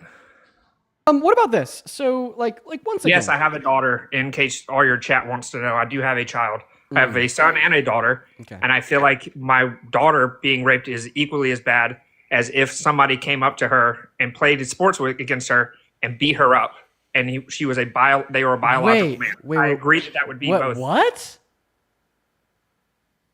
What do you mean? Wait. So if a trans woman competes in women's sports and maybe they play volleyball together, would you say that trans woman should go to prison for the rest of their lives? No, that's not what I'm not talking So about. so volleyball. then if somebody were to grape your daughter, you don't think they should go to jail for the rest of their life? Never said that. I do Yeah, agree you said that a trans they- woman playing in women's sports with your daughter is just as wrong as your daughter being graped. I would say that those are both equally wrong. So then if you would, yeah, because if they're both equally wrong and you don't think that a trans woman competing in sports with your daughter is wrong enough to send that trans woman to jail for the rest of their life, what would you say about the individual that graped them? I'm not talking about a law-based based society of where. Well, I think no, that it we're is not. We're talking about. incoherently- We're talking don't about interrupt. what the punishment I'm should be saying for the it action. is incoherently, morally wrong for women to compete against men in women's sports. Okay, you're not And listening I'm to what my saying that rebuttal it is. is morally wrong. I to understand. rape women. Those are equally. I understand what morally you're saying. wrong. I want you to listen to what I've said. So would you say You're that? asking me if I Okay, believe God, they should God go damn it. to jail. I need you to listen to what I'm saying. And that is a claim of what should be the case given your standard of morality, not what is the case given our current legislation. So I'm not committing a category error. I'm asking you about what you think just punishment would be for for this like morally wrong act. But I mean, I think that there's a better way to run this. If your daughter was listen to me. If your daughter was raped by somebody, do you think you would be justified in unaliving that person? If I was a father, my answer to this question would be yes. So I believe that you cannot justify a wrong with another wrong. I would say that while yes, it would be very hard for me not to want to end that person's life, that I do believe that me killing him just sets me back further with my daughter in the eyes of. Okay. So let me ask you. Everything Let me ask you another question then. If you were dictator of the state and somebody raped your daughter, would you be morally justified, and would you send them to jail for the rest of their life? Yes, I would chemically castrate them.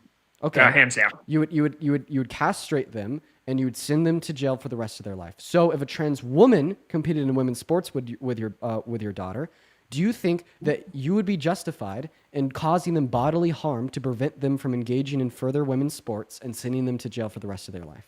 No, because I feel like you could simply say they are not allowed to participate in that said sport. Okay, well, if these actions are just as morally wrong as another one, if these two actions are just as morally wrong as one another, why do you think that one justifiably calls for a much more severe punishment? A much more severe punishment because you can easily prevent. It's easier to prevent transgender males participating in female sports than it is to, unfortunately, to prevent men from raping women or women raping men. Okay, so if you think that the punishment for the rapist is sending them to jail for the rest of the life is purely just out of the fact that we want to prevent it, okay, well imagine that this individual that raped your daughter will never rape again, and you know that with certainty for whatever reason. It's a hypothetical. You can't Would you still? guarantee Well, we can in this hypothetical. So, given a guarantee that we know they never rape again, would you still say that it would be justified to send them to jail for the rest of their life? So you cannot guarantee that. That's what a hypothetical is called. We're testing your logic for its consistency. You cannot base a morally on a complete random hypothetical. Actually, that's called the Socratic method. I'm using hypotheticals to test and demonstrate what the issues in your argument may be. The issue that I'm pointing out right now is the fact that you are saying that it's just as wrong for an individual to grape your daughter as it is wrong for a trans woman to compete in women's sports with your daughter. And the reason I'm asking you these questions is very simple. If these actions were identically wrong as you say, then seemingly they'd call for an identically wrong punishment. I then asked you about that. You said that they do not call for an identically wrong punishment. I then say, well, doesn't this imply that they're not as identically wrong to begin with then? And then your response was to say, no, they are identically wrong. It's just easier to prevent a trans woman from further competition in women's sports than it is to prevent a rapist from competition, a rapist and further raping other women. So in other words, you're basically saying the only reason that you'd be punishing these individuals would be to prevent them from doing it further. What I'm saying is like, no, we're actually going to be calling for this punishment, not just for further prevention, but also because they did something really, really bad that is so condemnable that they need to feel pain, right? And this is why I'm asking you the question. If we knew that this rapist would never rape again, we don't have to worry about them recommitting. I would say that we'd still be justified in sending them to jail for the rest of their life. What about you? I'm not saying that I would say that beating up women. I would say beating up women is equally as bad as raping. Okay, so you're not answering the question that I'm asking you, and I really hate that. Your hypothetical is very far off from what are you saying? Oh, well, now I'm getting a little bit upset. Chat, did I just explain why I asked that hypothetical, what its relevance was, and why it's actually important to be answered so we could determine what his stance here is on what is just punishment for an action given its wrongness? Yeah, okay, everybody else listening seemed to understand my explanation of why I'm asking you that hypothetical and how it could be really conceptually relevant to the conversation that we're having. So I mean, if you can't see that, maybe you're the problem. And that's not a maybe, it's a definite, but I'm just not going to take it that far. I'm talking to somebody. Can you go for just a minute? How about you go take care of your daughter? I mean, I am taking care of my daughter. It's okay. Nah, bro, go take care of your kid, bro. That was fucked up. I mean, she's just coming in here. Nah, bro, you don't get it. You don't. Nah, I'm not gonna be a part of that. I'm not gonna be a part of that. I'm not gonna be a part of that, bro. Come on, we're gonna move on to the next. Can you go? Yeah, your daughter's coming up to you, bro. I'm not gonna be a part of that. We're gonna move on to the next guest. Go take care of your kid, bro. I mean, you're already failing as a father enough. Don't fail further. I'm not gonna enable that. We're gonna move on to the next guest, everyone. Let's go get that next guest up in the box.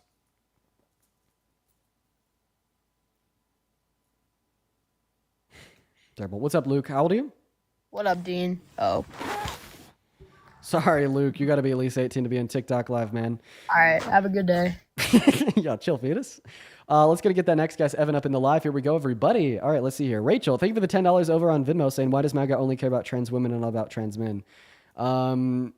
Great question, honestly. Let's see here. Kandra, thank you for the $10 over on Venmo, saying, Dean, you rock. I love listening to you every day. Thank you for the love, Kandra. As well as Elijah with the $10 on Venmo, saying, Happy Pride. Happy Pride, Elijah. Mia, thank you so much for the $20 over on Venmo. Mia says, thank you for being on the right side of history, supporting women and being an educational powerhouse about real world shit. I appreciate you for the love, Mia. Aaliyah with a 10, saying, thank you so much for all that you do. I really appreciate you for the $10 and the kind message, Aaliyah. Jaden with a $1.50. Rachel with a 10. Morgan with a 5. I thank you guys so much. As well as Chloe, thank you so much for the $15 donation over on PayPal, saying, can people stop trying to compare rapists to transgender people in sports? They're so different from one another. Fucking obviously. Anybody should realize that. Thank you for the $15, Chloe. As well as Steven, thank you so much for the $20 over on PayPal. I understand that you do not want me to read that out loud, so I will not, but that is a massive accomplishment. Holy crap. Steven, please feel free to DM me. Thank you for the $20 though, Steven. Shout out to Steven. Jaden with the $3.50. Lane with the $5. And Lindsay with the $5, and then Bannon with the $10 over on YouTube Super Chat, saying, I'm pretty sure you're going to give a straight answer because he doesn't understand what a hypothetical is. Probably not. Trump supporters tend to not understand what critical thought is. But thank you for the 10, Bannon. What's going on, Ivan? Are you MAGA? Okay, it looks like Ivan is heading out. We're going to remove Ivan from the stream and get the next guest up in here. So everybody, just give us a minute. What's up, Jen? You support Trump? I did vote for Trump. Do you still support him today?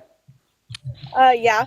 Okay, Jen. Sounds like you got a little bit of background noise. Maybe that's a washing machine or something. Do you think that you might be able to distance yourself from that background noise so we could have a convo? 1 second. Oh, are you driving? Okay, Jen, I'm gonna mute you. Just like pick up the phone again when you're not driving anymore. Or just hop back in the queue. Honestly, just hop back in the queue. I'll happily bring you back up. Let's go to move on to the next guest. We got Gretchen loading in right now, everybody.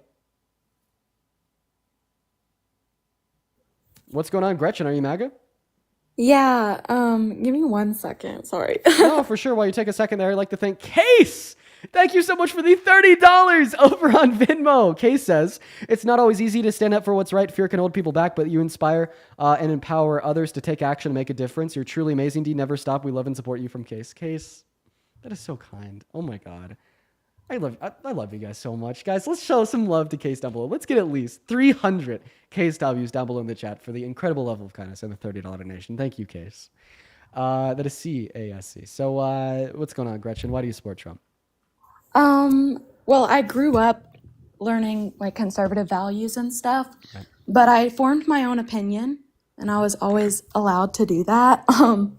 But personally, I feel like abortion is a huge thing to me as a woman. I am against it, but I really just want to learn more of the left wing's perspective on stuff. Yeah, for sure. How about we Along debate with abortion? that. So Okay. tell us, Gretchen, why are you against abortion? Well, I am a Christian, so I care about all lives, of course. And but that doesn't affect my political beliefs because I think that church and politics are separate. Right. But I just overall do think it's murder. Okay, why? And because it's, even if the words of fetus are used and whatever, I know that that's Latin for, I think it's like little human or something. I had heard that one time and I had like looked it up and stuff, but I just can't remember. But it's just, I know that I was always raised to know, like, no matter what the circumstances, like, that child's life deserves to get a chance. And So that child. So you think a fetus is a baby? yeah, So I think that life begins at conception. So I just want to clarify. I want to clarify here. Give me a second. Gretchen, come back to the TikTok live. Gretchen, you think that's a baby?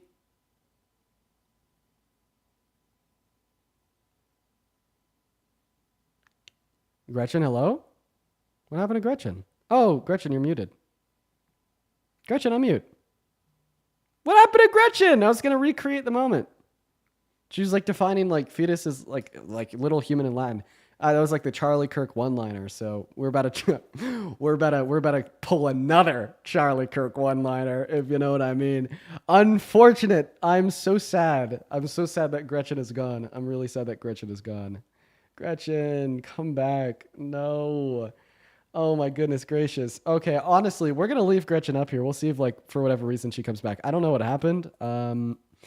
Really unfortunate though. Really unfortunate. Samantha, thank you for the $15 over on Venmo. Let's show some love to Samantha in that chat. They say, Hayden, can you remind? I'm sorry, I didn't hear anything that was said. Something happened. Oh, no worries, Gretchen. Welcome back. Good to have you.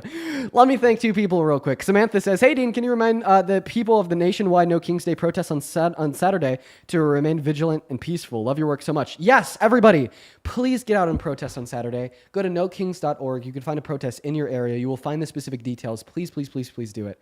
But anyways, Gretchen, so you said that like a fetus is a baby? Yeah. So I just want to verify. You think that is a baby? Well, it's live. I mean, just like a So plant. I don't want a confusing answer. I want a yes or no. Do you think this is a baby? Yeah. Gretchen, Just at the beginning of life. Gretchen, this is a dolphin fetus. That's still a baby. You think that dolphin fetuses are babies? It's still a baby. It's a baby? Okay, I'm sorry I'm from the South. Sorry, I'm sorry. I didn't mean to do that. So you think this is a human baby? Don't we all like have gills at the beginning? I mean, we all look the same. No, we kind of don't. way. No, we don't have gills at the beginning. No human ever has had quote unquote gills at the beginning. I think so, because can't we breathe underwater when we're first born until we have oxygen for the first time in the whatever fluid in the belly? No, the blood in which is circulating in the fetus, right? That's going to be oxygenated by the woman. It's not oxygenated by the fetus breathing underwater. It's oxygenated by the woman breathing air. Okay.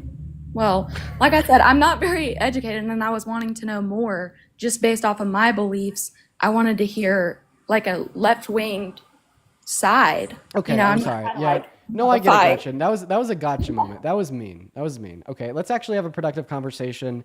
Everybody, this is my public apology. I just did a gotcha moment on Gretchen. That was mean. It wasn't productive. It didn't further the conversation. The only reason why I did that to you was because you defined fetus as like little human, and that's what Charlie Kirk said, and that kind of reminds me of that other one. Alexander, thank you for the $20 over on Venmo. saying, Dean, I love you. Send me feet pics, bro. Dude, Alexander, get the fuck out of here. Anyways, to go back to you. So here's my stance. Let me see what you think about it. So I don't think it's a good position to say that all human life, regardless of its stage of development, has moral value and it's murder to kill them. So the reason why I don't think that's a good stance is because like seemingly no one actually holds this stance to be true, because like most people could agree that it's not murder to pull the plug on a brain dead patient, even though that is a human life.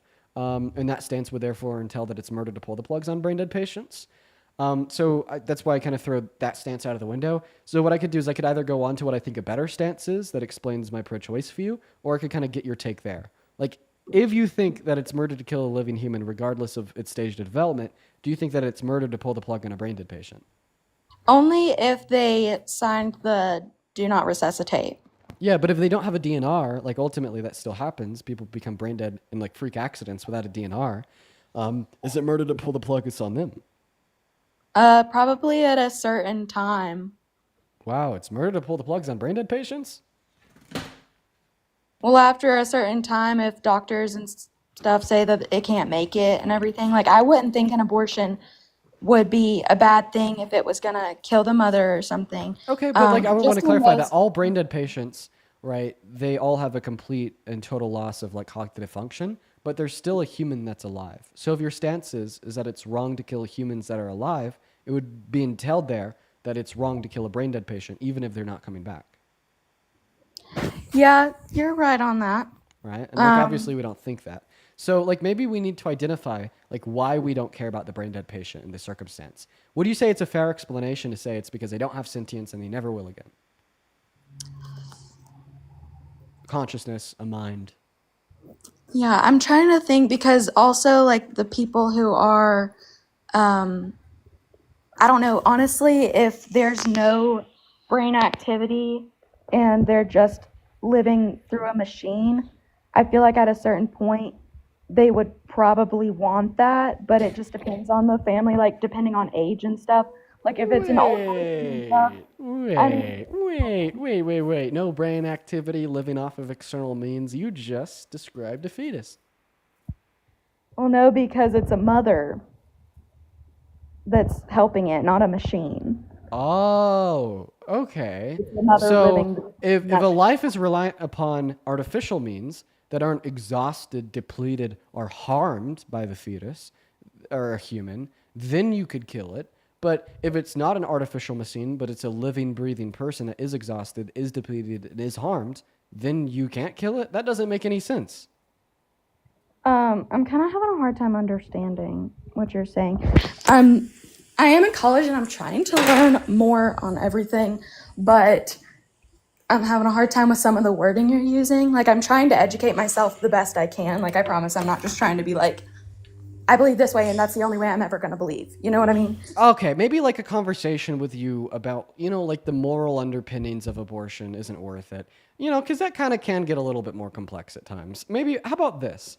Another big reason to not support Donald Trump's approach to abortion is because although you maybe disagree with women accessing abortion, I mean, it just hurts so many people. Every single day, there is 60 grape victims that have gotten pregnant as a result of their grape that are then denied access to their abortion. That is insane. That is nuts. And that's all because of Donald Trump. Okay. And then we have women such as Adriana Smith, that suffered a traumatic brain injury in February of this year while she was pregnant, became brain dead, and now she's being kept alive as a human carcass just to be an incubator, right, for the fetus growing in her uterus, being treated as nothing more than a means to an end, a carcass and an incubator, right? The fruition of the thoughts and the feelings of men throughout human history, saying that women are nothing more than a means to an end to produce children. Well, now we literally have a woman that is being treated as nothing more than a means to an end to produce a child, right? All because of Donald Trump's abortion policy. And then we see other women that have died, because doctors are too scared to perform emergency abortions on them, because they don't want to get their license taken from them and thrown into jail in very restrictive states. Like these are all real world outcomes of Donald Trump's abortion policy. So maybe, we should prevent these real world outcomes, enshrine federal protections for every single American woman or girl's right to choose to make sure that these circumstances don't happen. And although you may disagree with elective abortions, recognize that the women should be able to make those decisions for themselves. And allowing women to make that decision for themselves is preventing like these extremely morally horrendous cases, such as the 60 pregnant rape victims per day or Adriana Smith. I wasn't aware of Adriana Smith. That's not okay. But honestly, I think my main thing against abortion is just like not having safe sex and getting pregnant and just like. Oh, so then your main thing against abortion has nothing to do with the fetus.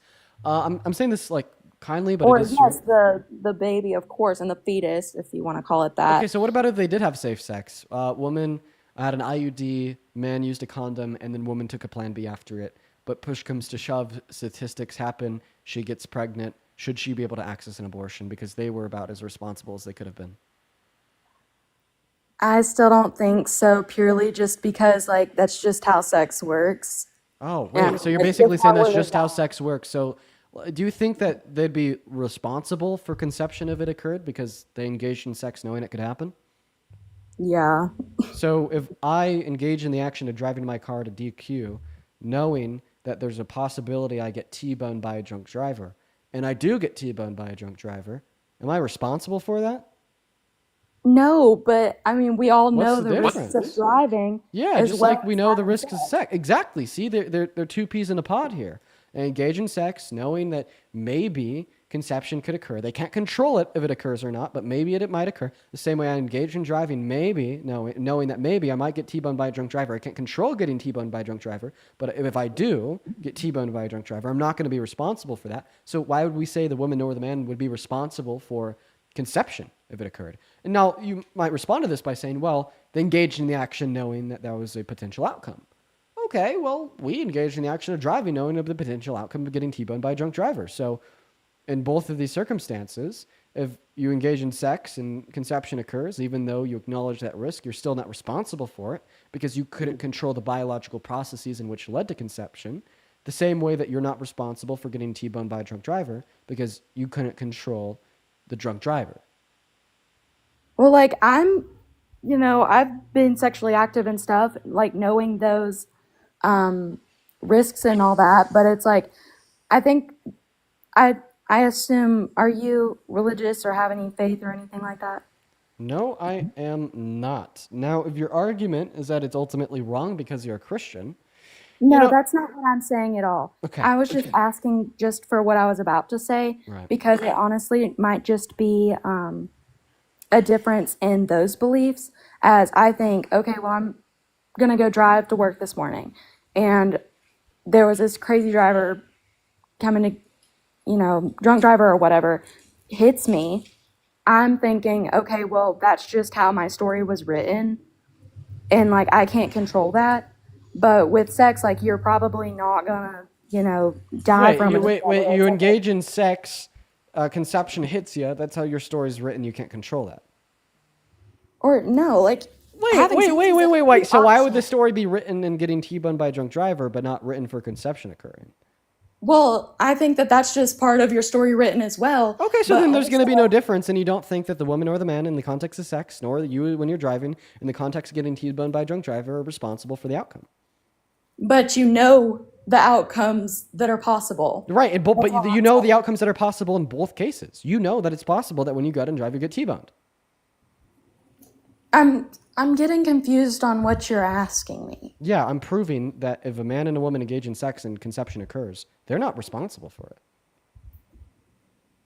So the act of them having sex, knowing the risk of that, and then concepting, they're not responsible for that child. The act of getting in your car, knowing the risk that you're going to get T-boned by a drunk driver, and accepting that risk and still continuing to drive, are you responsible for getting T-boned by a Bro, drunk I'm not driver? gonna cry. I don't know why everyone's saying I'm gonna cry. I'm just nervous because there's 15.9 thousand people. Ignore them. They're liberal trolls, loser, liberal wokies. Okay. Well, so you're saying that you're comparing the T-bone and the conception together. Oh, yeah, hell yeah, I am. Yep. Okay. So what my view is, you know that that can happen. You take that risk every day, going to work and whatever. If you are deathly scared of it, then, I guess you can just stay home. I mean, Right, that's- like if you're deathly scared of conception, you could just not engage in sex. But the point is, if you do decide to drive and you get T-boned, you're not responsible for that. That wasn't your fault, right? Yes or no? Right. Right. So then why would it be the fault of the woman and the man for causing conception? Because they knew that that was like. Oh I my don't God, feel like Gretchen, our Gretchen, analogy is Gretchen, when you go out correct. and you drive, you know that that's a risk too. That's true in both scenarios, Gretchen. I don't want to re-explain this again. I've said it 5 times. I just don't get what your point is, though. Like I'm saying something What? completely Gretchen, different. the point is very So- clear. Let me make the point clear. There is nothing that is different between acknowledging the risk of getting T-boned by a drunk driver and acknowledging the risk of conception occurring. That's my point. That's my point. That's my point. There's nothing different in the acknowledgement of those risks, either when you drive or you engage in sex.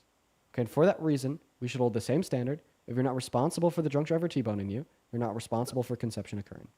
And if you think there is something that is different, tell me the difference. I understand that it's like not intuitively clear. I understand that like a lot of people's knee-jerk reaction will be to say that these are not comparable scenarios at all, that they're not the same, that they're very different. Tell me the difference. The baby is now in them, and that's their responsibility. Oh, well, we're not They're talking not about the in- responsibility of the fetus. We're talking about the responsibility for the conception occurring.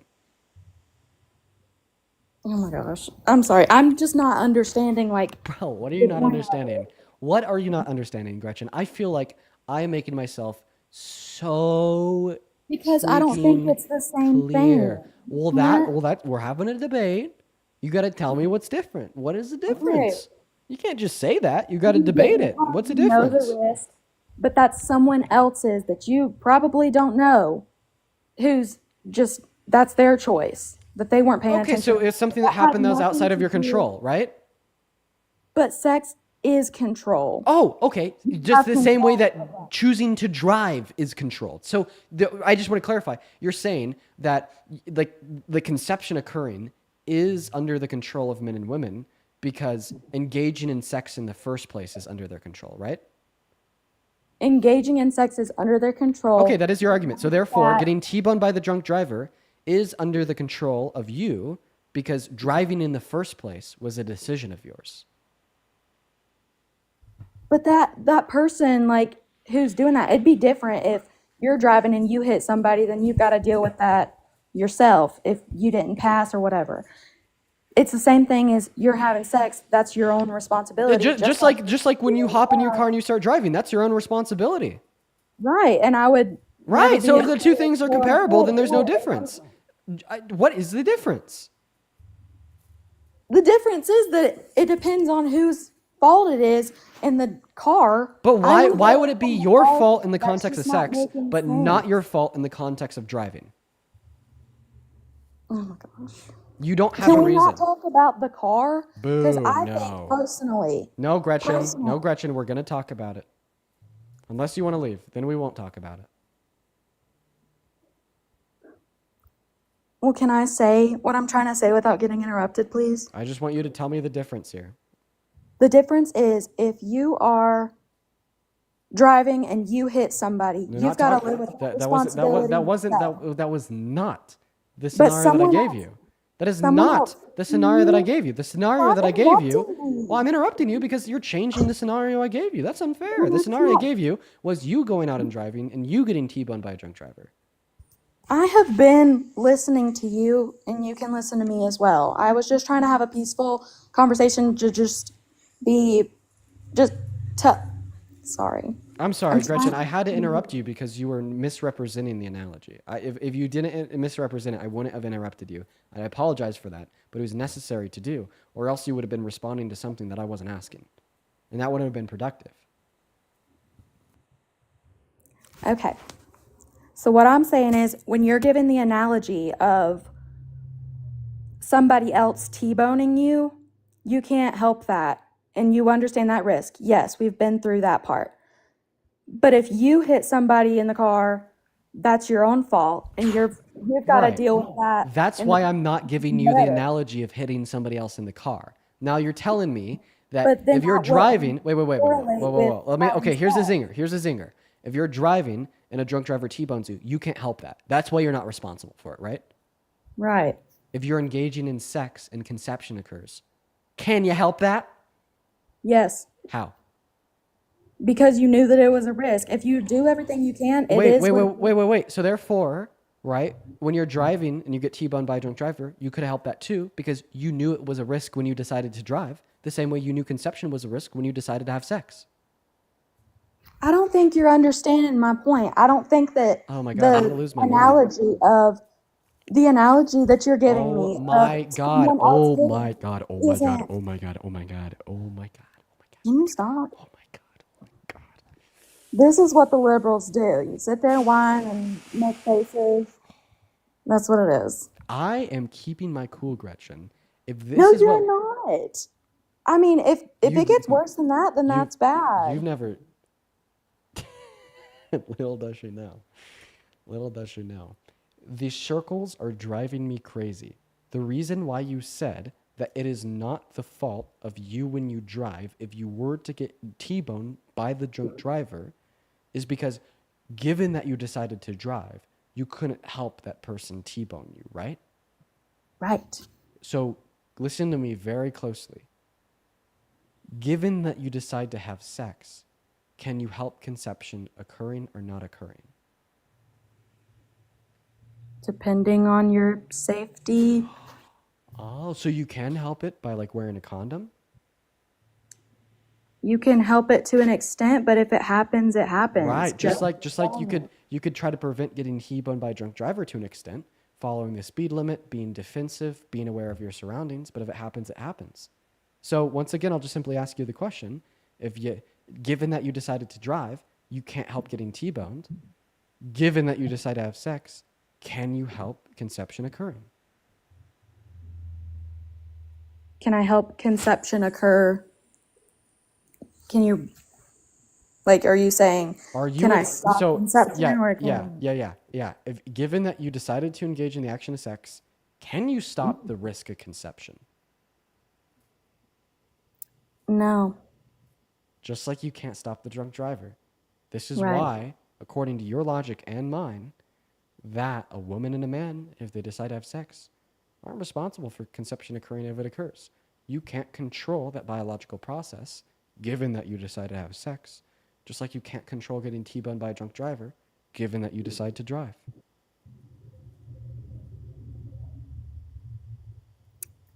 I guess my difference is we agree to disagree. I just think that baby is whatever. I just believe in abortion. God. Oh just my for God. Oh my God. Oh my God. Oh my God. Oh my God.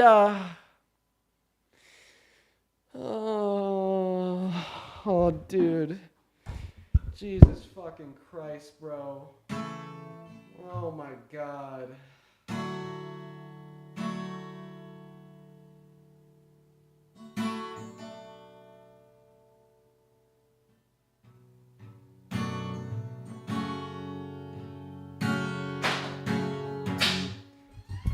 Fucking hell, bro. We're gonna go to move on to the next guest. If you're in that queue, make sure that means you support Trump.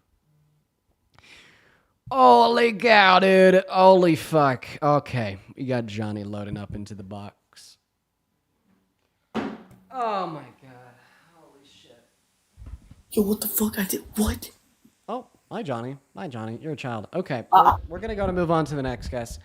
But before we do, yo, Quimbleton, thank you so much for the $50 over on YouTube Super Chat. Show some love to Quimbleton down below in that chat. Literally right there now, yo. Show some love to Quimbleton. They say, the men who have daughters supporting Trump disgust me. I fear for my minority spouse's safety every day due to his administration. I will continue to argue with fellow military members on this topic until I die. Thank you for all that you do, Dean Quimbleton. I appreciate you for the kind message and the $50 Super Chat. That is so incredibly kind of you. As well as Groovy with the $10 saying, this is from my cat who thinks you're cute. Yo, W Cat? Hell yeah, let's go. Genevieve with the $10 saying, why are so many women not know how their bodies work? How? I don't know, man. Ask them. Thank you for the $10. Genevieve, the Fire Bully with the $10 saying, did she say we have gills inside the womb? Oh my God. Yeah, that was the guest before the last. That was nuts, dude. Oh my God.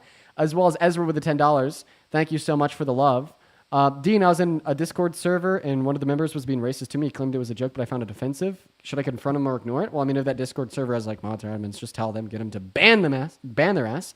KM with the $20 over on Super Chat. I really appreciate that. Thank you, KM. Frog with the $10 on YouTube Super Chat saying, typical MAGA. You're probably right, but I don't care because I follow what Holy Father Trump says. Literally, typical MAGA. Holy shit. Lindsay with the $10 saying the whole abortion issue started as white supremacy by a book of Ben Lockberg that said one of the ways to stop whites from being outbred was to stop the 60% of abortions that were white. Actually, I think like anti-abortion. Oh, that's interesting. I'll have to look into that. I appreciate you for letting me know. Let's see here. Also, couple more. Everybody give us a minute. Cassie with the $5 over on YouTube Super Chat. I appreciate you so much for the love. Please read to the live. As a survivor of child SA and adult SA, thank you for always standing up for, standing 10 toes down for other survivors like me. I'll never understand why it's not a deal breaker for more people. It's actually disgusting. I couldn't agree more. I'm so sorry that happened to you. I'm really happy that you're here with us. And it is absolutely disgusting. Alexandria with the $4. Thank you for the love. Saying I'm going through a bad breakup and your videos always help me feel better. You know, the reason why I started doing this in the first place is because... Bradley, what's up? Are you okay, man? I'm doing good, man. Sorry, I'm trying to get my dogs inside, letting them out real quick. Oh, no worries. I thought that was you. Okay, I'm going to go and get Denny reading off. I got a couple more. Alexandria, thank you. Once again, for the $4. Austin, thank you so much for the $3. Jasmine, thank you so much for the $15. Jasmine says, Dean, thank you for highlighting the issue with immigration is the process, not the people. My mom came here illegally from Colombia in 76 at age 5, but didn't become a citizen until 2016. USCIS lost her first 2 apps. It cost us $15K on a $70K family income. Dude, it is fucked, Jasmine. It is a process. Thank you for the $15. Ashley with a $15 saying, from your favorite liberal wokey, yo, let's go. Been here since you had 50K followers. It's amazing to see how much you've grown, bro. Love you much. Holy shit, that's crazy. 50K followers? That is nuts, Ashley. That's nuts. Thank you for the 15. And Mr. Nate, oh dear Lord, Nate, with the $150 donation over on Venmo. Oh my God.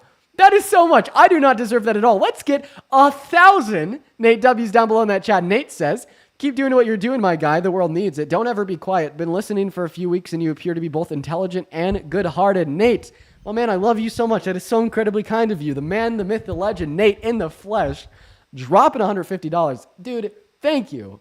Seriously, guys, show some love to Nate the GOAT down below in that live chat.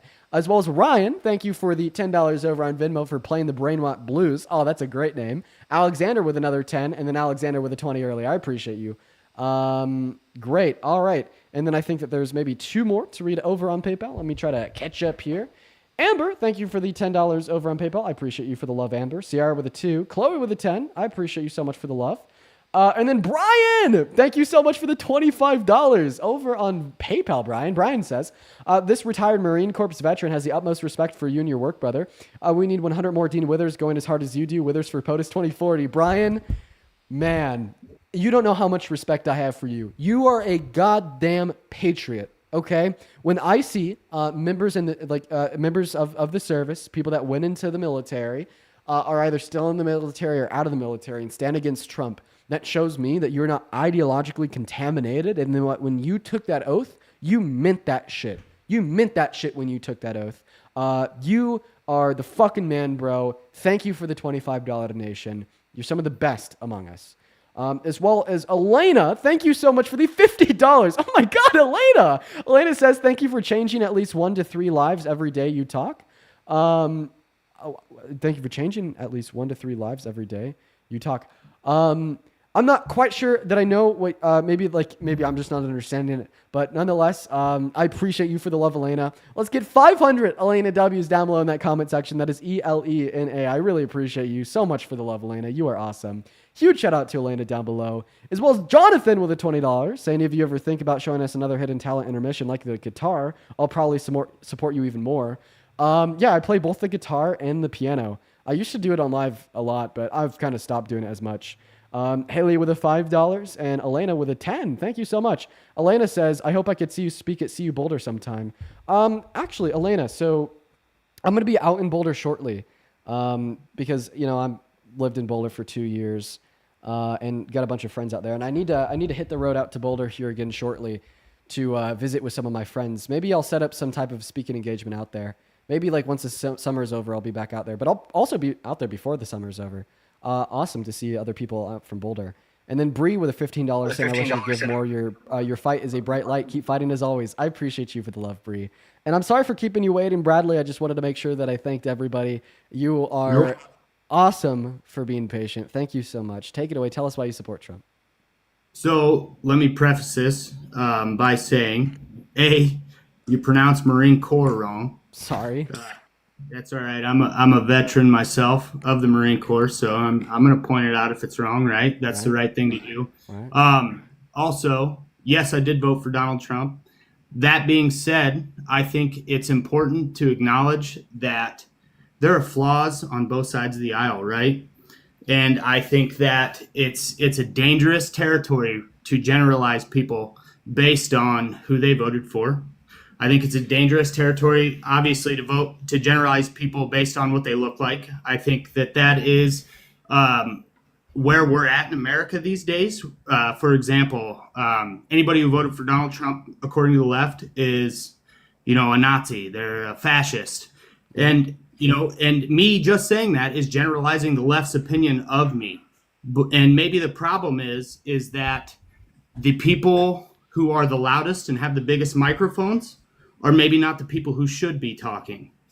But why did I specifically vote for Donald Trump?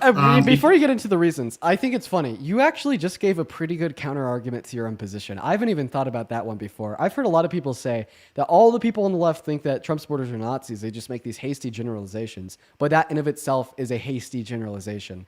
Right. That was a great counter argument, sir. I didn't even need to speak. Yeah. You're doing my job for me, and you're doing it quite well.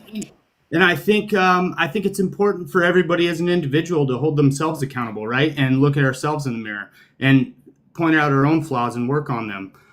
But myself specifically, why I voted for Donald Trump is because my political beliefs are I want a smaller government. I want a government that is not going to be involved in my every financial decision. I want a government I want a government that's not going to overtax me or spend my tax dollars unwisely.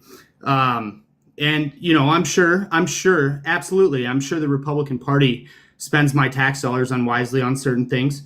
But that's kind of an opinion-based thing, right? You have your opinions based on what the tax dollars should be spent on, and I'm sure I have mine. I saw Joe Biden, right, as a president, and I saw a lot of coverage saying smart, sharp as a tack, right? And then it comes out maybe not so much. And I'm acknowledging Donald Trump has been caught in a ton of lies, right?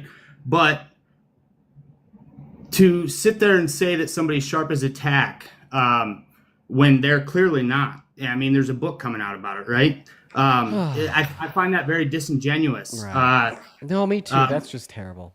I mean, that's terrible. Do you mind if I respond to the earlier points that you made, and I'll wrap up Go ahead as well.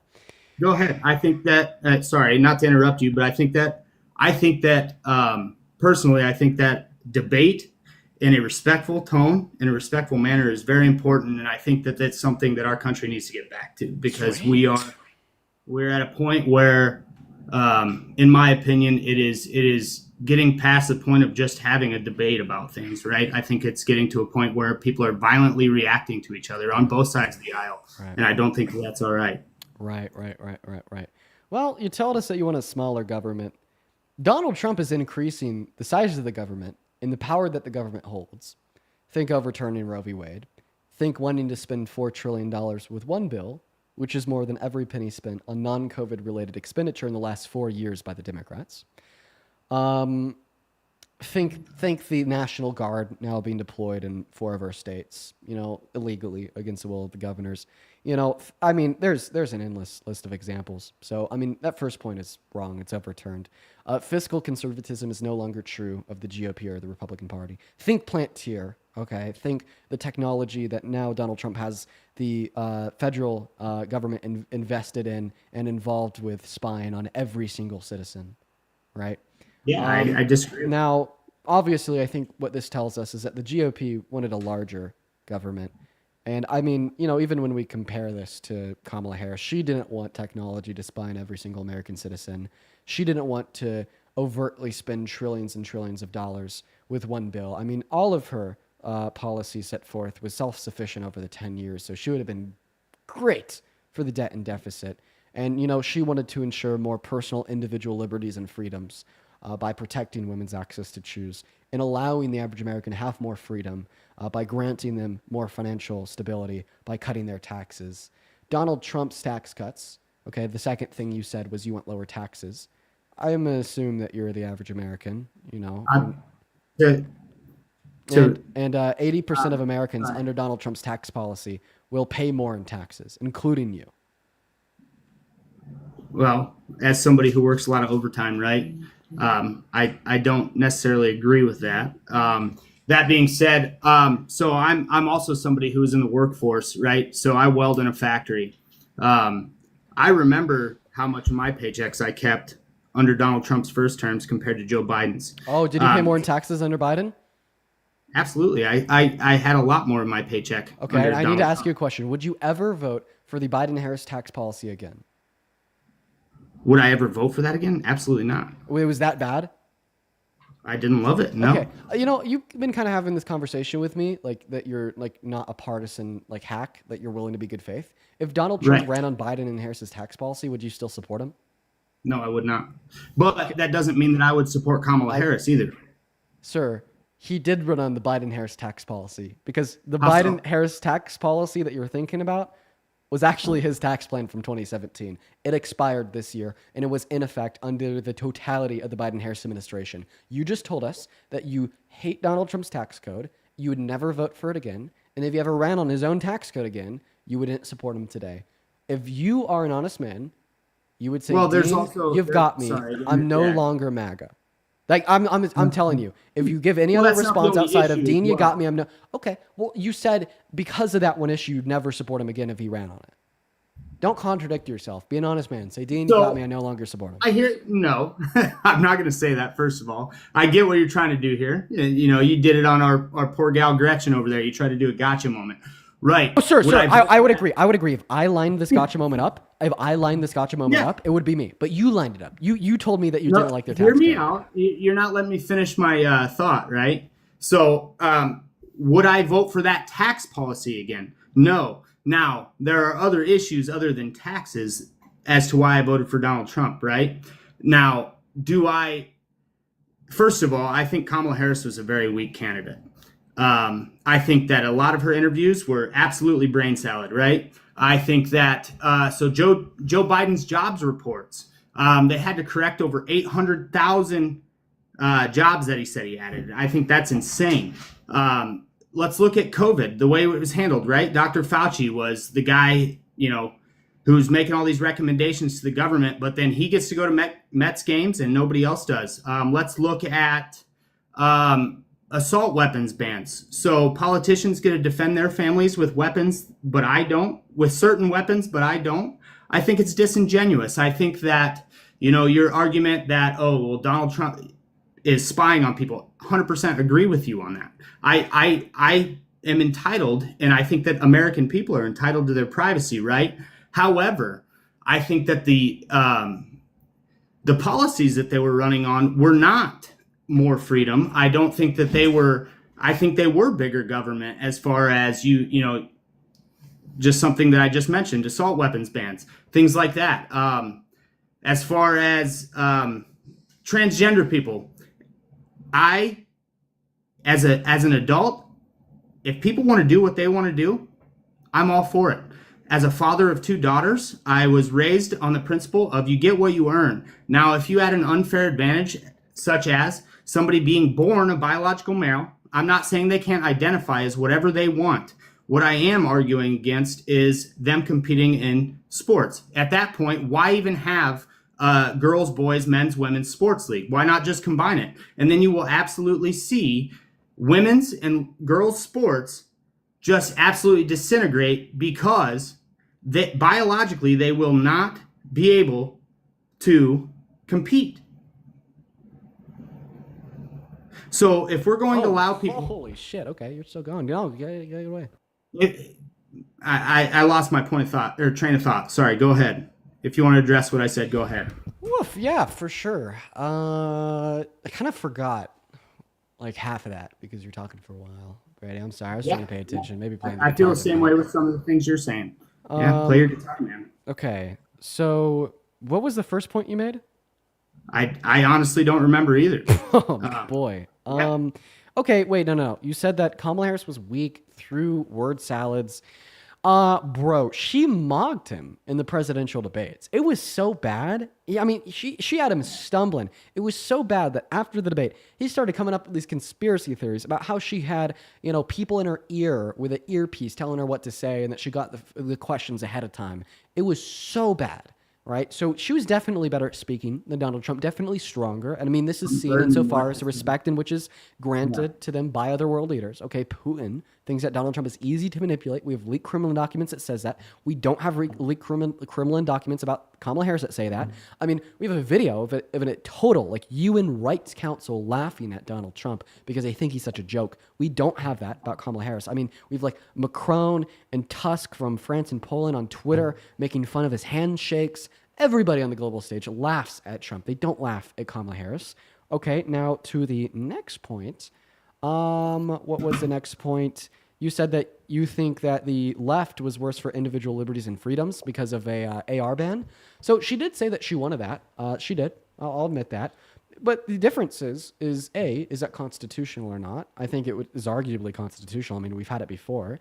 B, I disagree vehemently with that. Okay, well, if it's okay, well, actually, this makes my argument stronger. I think no. Do you mind if I speak real quick? Do you mind if I speak real quick? Yeah, Let me speak. absolutely. But if it's unconstitutional, then it never would have passed because 6 of our 3 Supreme Court justices are conservatives. Now we need to have a conversation about who's going to respect what SCOTUS says and not respect what SCOTUS says, because this is ultimately going to be what matters to you, right? So well, we think know we need that. to have a conversation of by the people, for the people, of the Bro, people. could you please listen to me what I have to say? I'm going to cut you off, Brady, because I want to be able to finish Can I speaking. interject real quick, please? Unfortunately Just not. real quick. Unfortunately not. Okay, go ahead. Okay, right. The reason I'm not going to allow you to interject is because if that AR ban was unconstitutional, it never would have passed because we have 6 conservative justices and Kamala Harris supports the Constitution. I mean, she's a lawyer, right? What about Donald Trump? Donald Trump has no respect for the Constitution. Donald Trump has launched attacks on our civil liberties, rights, and freedoms. In the 2020 election, he tried to silence everybody's freedom to voice their vote for who they wanted to be president when he tried to install himself for a second term. He's literally explicitly called for the termination of the Constitution. He called for the termination of all rules, regulations, and articles, even those found in the Constitution. We see that he's disrespected SCOTUS orders, like when SCOTUS ordered him to facilitate Abrego Garcia's return and ruled his deportation is illegal. The Trump administration immediately said that he's never going to come back and they don't care until they were finally legally forced to bring him home last week. So if you like your civil liberties, rights, and freedoms, I mean, you said that you're a Marine. Okay, well, you took an oath to uphold the Constitution. Donald Trump would be the last president you would ever support. Now, please tell me how you as a Marine that took an oath to uphold the Constitution, that is very obviously expressed to me and everybody else listening on this live that you care about individualistic liberties and freedoms, including our constitutional protections. How can you coincide that with supporting a man that has done all the things that I just listed off? Right. So let's get back to the Second Amendment. I think that is your opinion is based on your interpretation of the Second Amendment, right? So my interpretation of the Second Amendment is the right to bear arms due to our country literally being founded by overthrowing a tyrannical government, correct? And when I argued by the people, for the people, of the people, why should these politicians be allowed to have protections with weapons that they aren't allowing citizens of the country to have? Because if you look at okay, Brady, I'm sorry, man. I'm sorry, man. Maybe it's just been a long day, but I actually want you to respond to what I said. I asked I'm addressing. No, you're not. No, you're not. The big question is, how can you as a man that took an oath to uphold the Constitution, that says you care about individualistic liberties, rights, and freedoms, that says that you care about the American Constitution, support a president that has tried to silence the voice and the vote of every single citizen in 2020 when he tried to install himself as president and has explicitly called for the termination of the American Constitution and has completely disrespected SCOTUS Supreme Court rulings on what the official interpretation of the Constitution was, just to uphold a perpetuated violation of an immigrant's constitutional rights? Sure. So, let me start by reminding you how I opened this whole thing by saying that I don't agree with everything on my side. I think it's a dangerous thing to be too loyal to one party, one ideal, and one, person. Absolutely agree with that. If Donald Trump were to go and say, you know what, we're tearing up the Constitution tomorrow, I would 100% not be a Donald Trump supporter. Read it out loud. Sure. Read it out loud. Sure. Read it out loud. So with the revelation of massive and widespread fraud and deception and working closely with big tech companies, the DNC and the Democratic Party do you throw the president? Right. I don't agree with that. I think that... No. Please finish reading it all out loud. Sure, and declare the rightful winner, or do you have a new election? A massive fraud of this type and magnitude allows the termination of all rules, regulations, articles, even those found in the Constitution. Our great founders did not want and would not condone. Oh, you didn't let me finish. False and fraudulent elections. So I think that no, and this is a point that we can agree on, right? So do I agree with the January 6th insurrection is what they call it, right? No, I don't. I agree with the ability to challenge an election result, which he did, and he lost fair and square. I agree with that, is what I'm saying. Okay, Bradley, we'll talk about J6 later. And I never say that because I love talking about J6. That is the first time I've ever said that. But the reason that's the first time I've ever said that is because you literally said if Donald Trump explicitly called for the termination of the Constitution, you would no longer be a Trump supporter. We don't even skip a beat. I show you where Donald Trump has explicitly called for the termination of the Constitution. Are you still a Trump supporter? Am I a Trump supporter per se? Absolutely not. I am a supporter. No, hear me out. I mean, here's the issue with you in general. You're very condescending, right?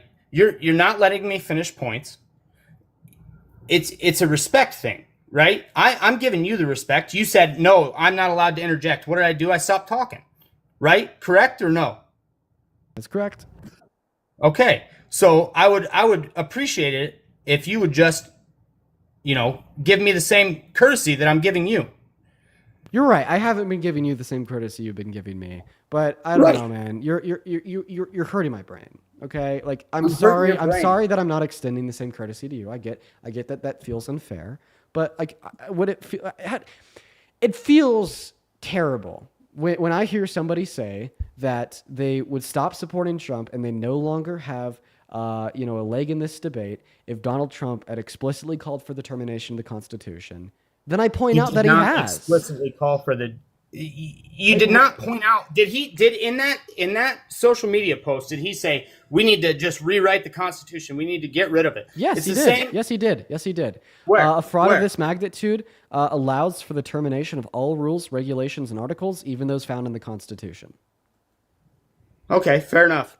You got me there. I'll give you see? that. No, 100%. I'm No, I conceding. appreciate you I'm for the conceding concession. that The point. average Trump supporter would never make that concession and would just Right, argue and that that's an issue too. You saying the average Trump supporter, right? So I can sit here and say the average liberal is saying F the Jews.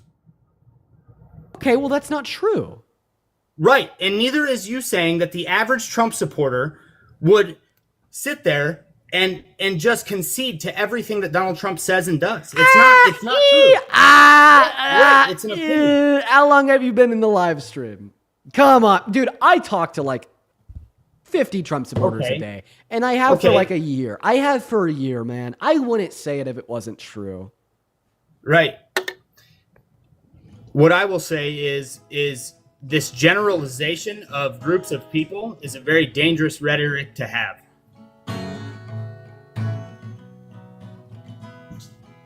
I mean, here's what I'll say. Keep calling everybody who doesn't agree with every single point you make a Nazi, and watch yourself lose the middle ground people, and your party lose the middle ground people over and over and over and over and over again. One second, I didn't call you a Nazi. What? No, you didn't, but people on your side would. I look in the chat. I would almost guarantee you somebody's calling me a racist, a Nazi, a fascist. I would almost be be shocked if there wasn't one. What is this? What is this like detour? Okay, I like point out that you're a hypocrite. Then you're like, oh, so what is it? You think I'm a Nazi, racist, fascist? You stupid, silly liberal. You think I'm a racist, Nazi? Oh. Brother, no, I'm sorry, man. It's I been was over. making a point. It's been and over it 4 happens on hours. both sides. It's been I was over. making a point Okay, that the but this isn't the generalization point that of a we're group of talking people about. Like, based on how they vote is a dangerous Bradley, rhetoric. Can we just no? I could say that 110% confidence that everybody that supports Trump is either incredibly ignorant or okay with fascism. Every single person that supports Okay. Trump is either incredibly Watch ignorant yourself or okay lose with racism. every election in the upcoming election. Okay. Wait, so you're telling me that it's not true because it's unpopular? No, I'm telling you that it's not true right. because people are more complex than that. I actually think that's a true dichotomy. So although like individuals are complex, like I fail to see like a third category because like my claim would be Donald Trump is a fascist because he fulfills all 14 characteristics of fascism. Seemingly like the two options are here. Either you support Trump without knowing that he fulfills the 14 characteristics of fascism, meaning that you're ignorant, or you support Donald Trump knowing this, meaning that you're okay with fascism. Like, I mean, there's not a third category. It's like one of the two. Like, given that Trump is a fascist, There is a third every category, Trump and supporter that's why is if either you look at ignorant the or data okay from with the last fascism. election, and you look at the people who were independent voters, you look at the shift from one side to the other because they see one side shifting an extreme way one way, and yes, you could argue that the other side is also shifting another way, but we're seeing people. We're seeing one side that is 100% not for the I won't say not for the American people, but you're seeing a side that is literally they are prioritizing people who are not even American citizens. They're prioritizing, that actually not supporting supporting mass deportation doesn't only not give priority to undocumented immigrants, but it also doesn't give priority to U.S. citizens. Like mass deportation has like incredibly negative effects on this country. It costs $2 trillion in the next 10 years. That's $1 trillion. Mass immigration has insane negative effects on this country. Do you think that there's mass immigration in the last 4 years? Absolutely. What was the negative effects on the country? Let's see. So look at the UK, for example. No, we're going to look at America. No, America. No, I'm you using said no. Okay. We're So not if going you to think- no, Bradley. Okay, I that's asked fine. you if there I'll was shift- mass immigration into America in the last 4 years, and you said yes. Okay, so if you think that mass immigration hurts, okay, how's it hurt? How has immigration in the last 4 years negatively impacted America? If you look at it from a basic economic point, right? So what drives economies, right? Supply and demand, correct? So if we don't have the housing to house all these, what does it do? It drives the housing cost up. If we Pat, and if we allow 12 million people who weren't vetted properly and just can come in whenever they want, Undocumented immigrants drive the pricing of houses down.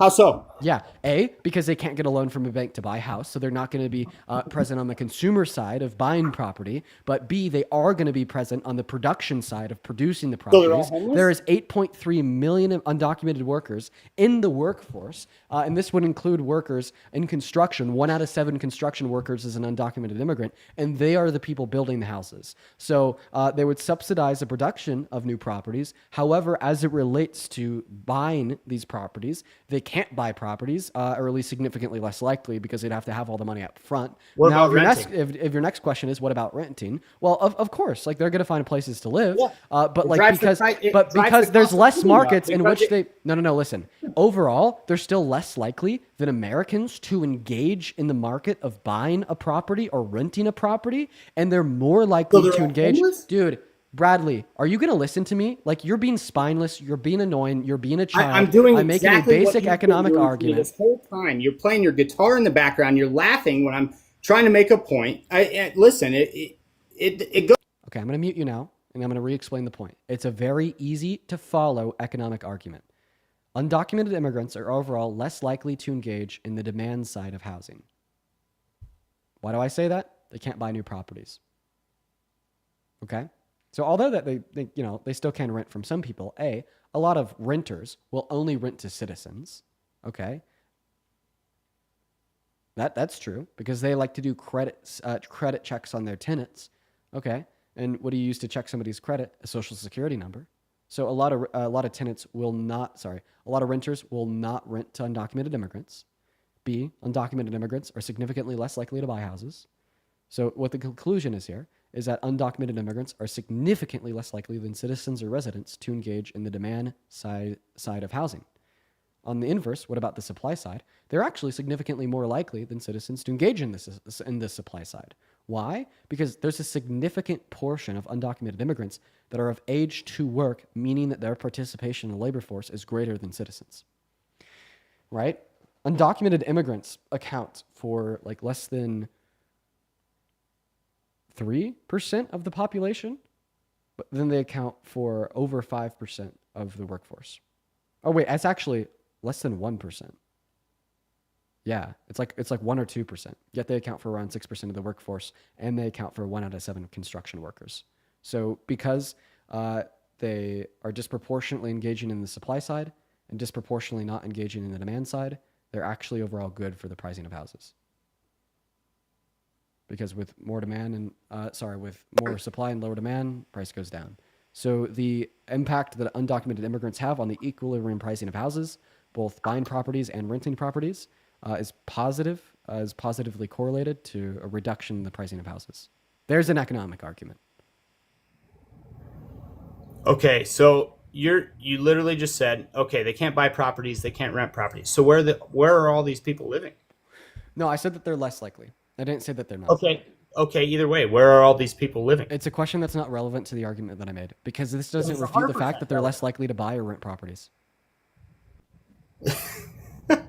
So let me get this straight. You're sitting here, you're telling me, well, undocumented immigrants they're not buying and they're not renting. No, you keep on. I don't know why you're confusing this. I said less likely. You're saying less likely, yes. Yeah. Okay, so I'll ask again. Where are they living?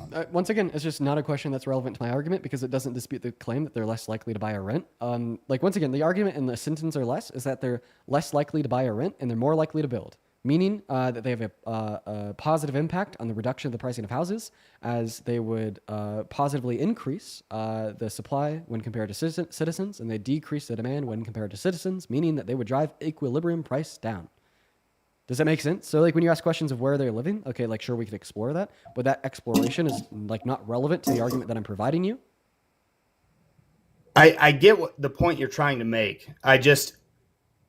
It is 100% relevant to if they're less likely to buy and they're less likely to rent.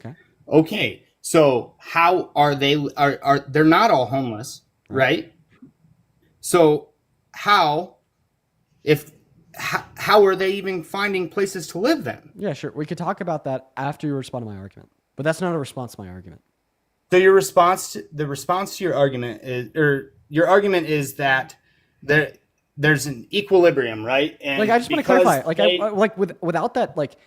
without that question being answered, can we still agree that they're less likely to buy properties? yeah. Okay. Without that question Like I said, being answered, can we also agree that they're less likely to rent because they're not citizens? And a lot of like people that rent out properties would require citizenship or SSNs from their tenants, right? I would disagree with that. Wait, I think, you would disagree with that? let Like, me obviously, clarify, please. Let me clarify, okay, please. feel free to clarify your disagreement, but I think that disagreement is like crazy because obviously they're going to face more boundaries when trying to rent properties compared to citizens or residents, and because they'd face In more boundaries, certain areas. they'd thereby be less likely to. In certain areas. Not even in certain areas. Like, this is going to be on Yes, the nation. 100% in Like certain areas. on the macro scale, nationwide, they're going to face certain boundaries that citizens and residents don't face, like not having access to federal Section 8 or not having a social security number, right? And that's going to create more of a boundary to renting on the macro scale, meaning they'd be less likely on the nationwide scale, right or wrong? On a nationwide scale, correct. I agree with you. Okay, so then you agree on both bases that they're less likely to buy and they're less likely to rent. You just conceded on both. No, Wait. I agree Bradley, with that you just specific point. Yes, okay, I you would agree with that they specific are point. less- But what I will say is in rural America, it's not always, oh, well, let me see your citizenship. It's hey, you got first month's and last month's rent? Okay, you're Yeah, good. no, I don't doubt that. But that's why we're looking at the nationwide scale. Because when you say that undocumented immigrants increase the pricing of houses, what is this scale that you're talking about? What do you Like you're talking When I about, say- you're talking about like the macro scale, like macro inflation, macro housing prices. Like we're going to be talking about the entire country. So in the totality, on average, undocumented immigrants are going to be less likely to buy and less likely to rent. Correct? Yes, at a nationwide scale, Okay, yes. and then on a I agree. nationwide scale, they're more likely to build because although undocumented immigrants maybe account for 1 or 2% of our population, 1 out of 7 construction workers is an undocumented immigrant. So they're more likely to build, right? Yeah, I mean, that's a fair point. Absolutely. Boom. So because they're less likely to buy or rent and they're more likely to build, what this means is that they have a disproportionate push to up the supply and a disproportionate push to lower the demand. This would cause equilibrium price to go where? Up or down?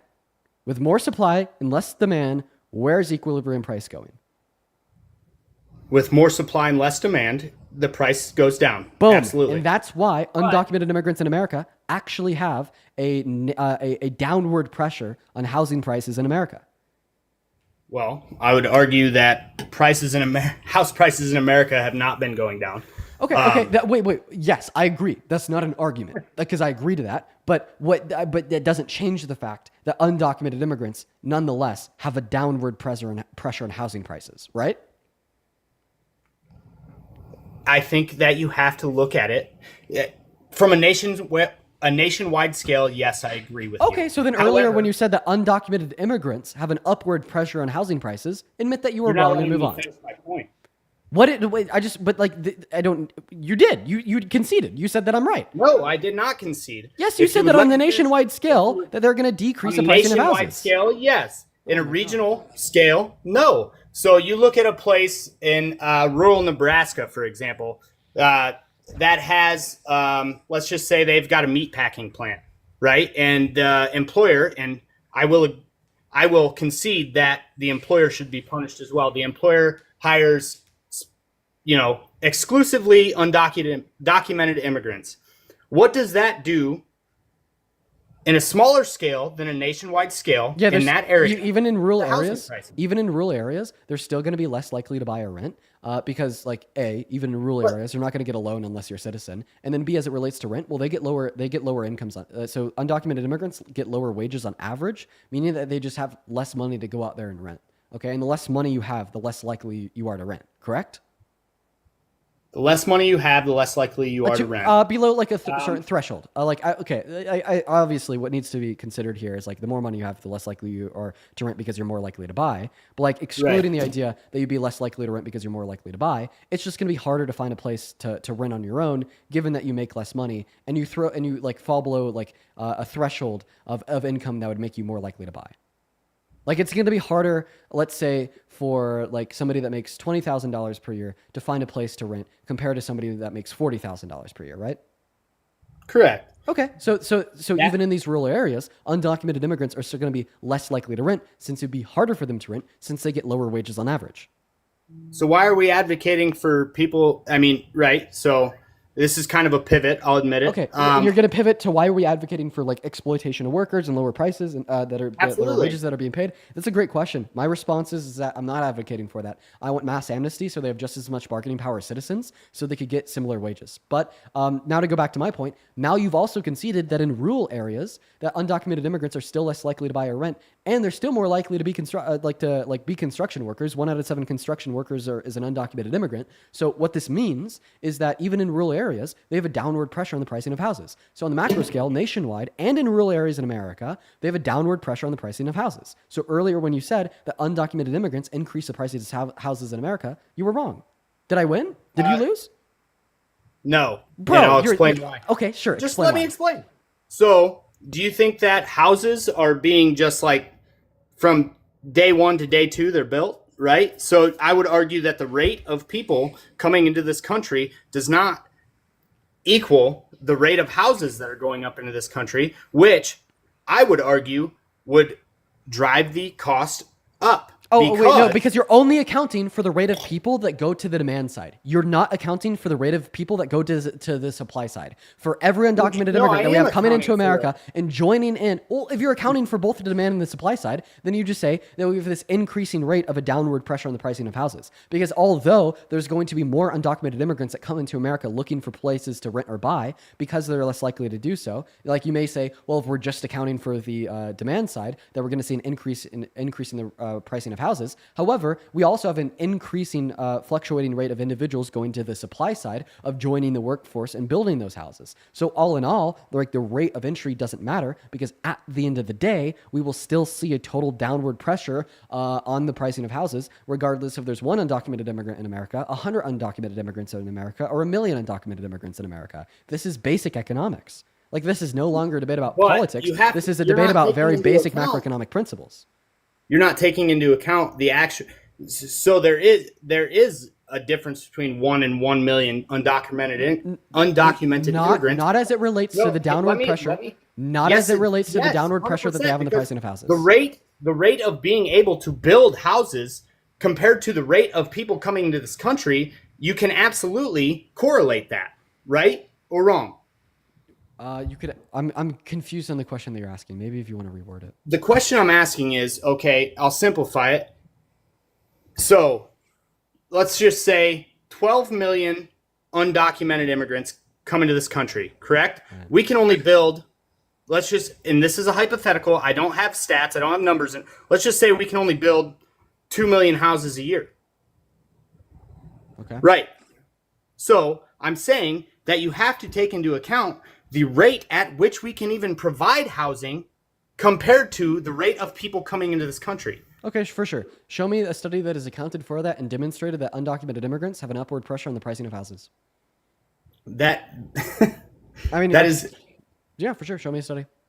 I mean, I'm on TikTok with you, so I can't really look up a study right now. Right, of course you can, because it doesn't exist. Undocumented immigrants are more likely to rent rooms compared to houses. Undocumented immigrants have get lower wages on average, meaning that they're just less likely to rent in the first place. On top of the concerns in which I've already listed, like not having access to federal Section 8, and they're more likely to build houses, is they account for 1 out of 7 undocumented, 1 out of 7 construction workers. Okay, for all of these reasons, as well as they're more likely to live with multiple people at once. So while the average American may live with 1 or 2 other people, undocumented immigrants are more likely to live with more people at the same time for all the reasons that I just listed. So they're less likely to take up more houses and they're more likely to build more houses. Your idea that undocumented immigrants have a downward pressure on the pricing of houses is wrong. But if you care about downward pressure on the pricing of upward pressure, sorry, that was wrong. But if you care about downward pressure on the pricing of houses, you should have voted for Kamala Harris. So I'm gonna go back to a point you made. No, You because I don't want to talk about the advocate- pricing of houses. Kamala Harris run on a $25,000 Right, subsidy to it's- give first-time homebuyers $25,000 to buy a new house. This would have built 4 to 8 million new houses in the next 4 to 8 years. And it is the case that Donald Trump had no housing affordability policy like Kamala Harris. In fact, his tariffs and other economic policy will only give consumers less money to spend, so houses are less affordable. Keep in mind the study from the CBPP that would indicate that 80% of income earners will have a lower after-tax income because of his tax cuts, and the fact that his tariffs will make the raw materials to build these houses more expensive, like lumber from Canada or tile and steel from Mexico. So for all these reasons, Kamala Harris literally ran on policy to reduce the pricing of houses, and Donald Trump ran on policy to increase the pricing of houses. So what is all of this Right. about how you care about the pricing of houses? So once again, and please let me finish my point. You said you do not advocate for less wages. I'm assuming you also don't advocate for poorer living conditions. So let's say hypothetically, all of these undocumented immigrants that want to be paid the same as, American citizens and want to live in the same houses as American citizens, how does that affect the market? Because you can't have both. You can't sit there and say, I don't advocate for them being paid less. I don't advocate for them living poorer. Listen, it's going to have a better effect on the market than A, citizens being born into America, and B, legal immigration. And that's because they're more likely to participate in the labor force. So if you want to say that we shouldn't offer mass amnesty to undocumented immigrants for the reason that they then garner higher wages and be more likely to have an upward pressure on the pricing of houses, well, ultimately speaking, they're still going to have a comparatively, comparatively speaking, they're going to have a greater downward pressure compared to citizens or legal immigrants because they're more likely to participate in the labor force and build the properties. So, I mean, if it's for that reason that you'd say that we should not offer mass amnesty, then you'd also have to say that we should cut off all legal immigration and we should stop our citizens from having more children. No, absolutely not. Okay, so then we should offer mass amnesty too. Because citizens and legal immigrants have a greater upward pressure on the pricing of houses since they're less likely to participate in the labor force compared to undocumented immigrants. Well, I think a lot of that has to do with, we push college on everybody, right? No, it has to do with age. It has to do with age. It doesn't have to. The main It does thing. not have The to main do with thing that it age. has to do with is age. Yes, it does. Undocumented How so? immigrants, on average, are of a higher age and of an age demographic in which is able to work when compared to citizens or legal immigrants. Like there's significantly more undocumented immigrants who are of an age in which is able to work compared to citizens, which are older and younger, and legal immigrants. That's why they're more likely to participate in the labor force. You That's the realize main you're reason. talking to somebody who participates in the labor force, right? Yeah, I do. Obviously. What? Okay. What? So What? I guess my argument is that you're sitting here saying I don't understand how you can advocate for. You're sitting here saying you advocate for mass amnesty and you advocate for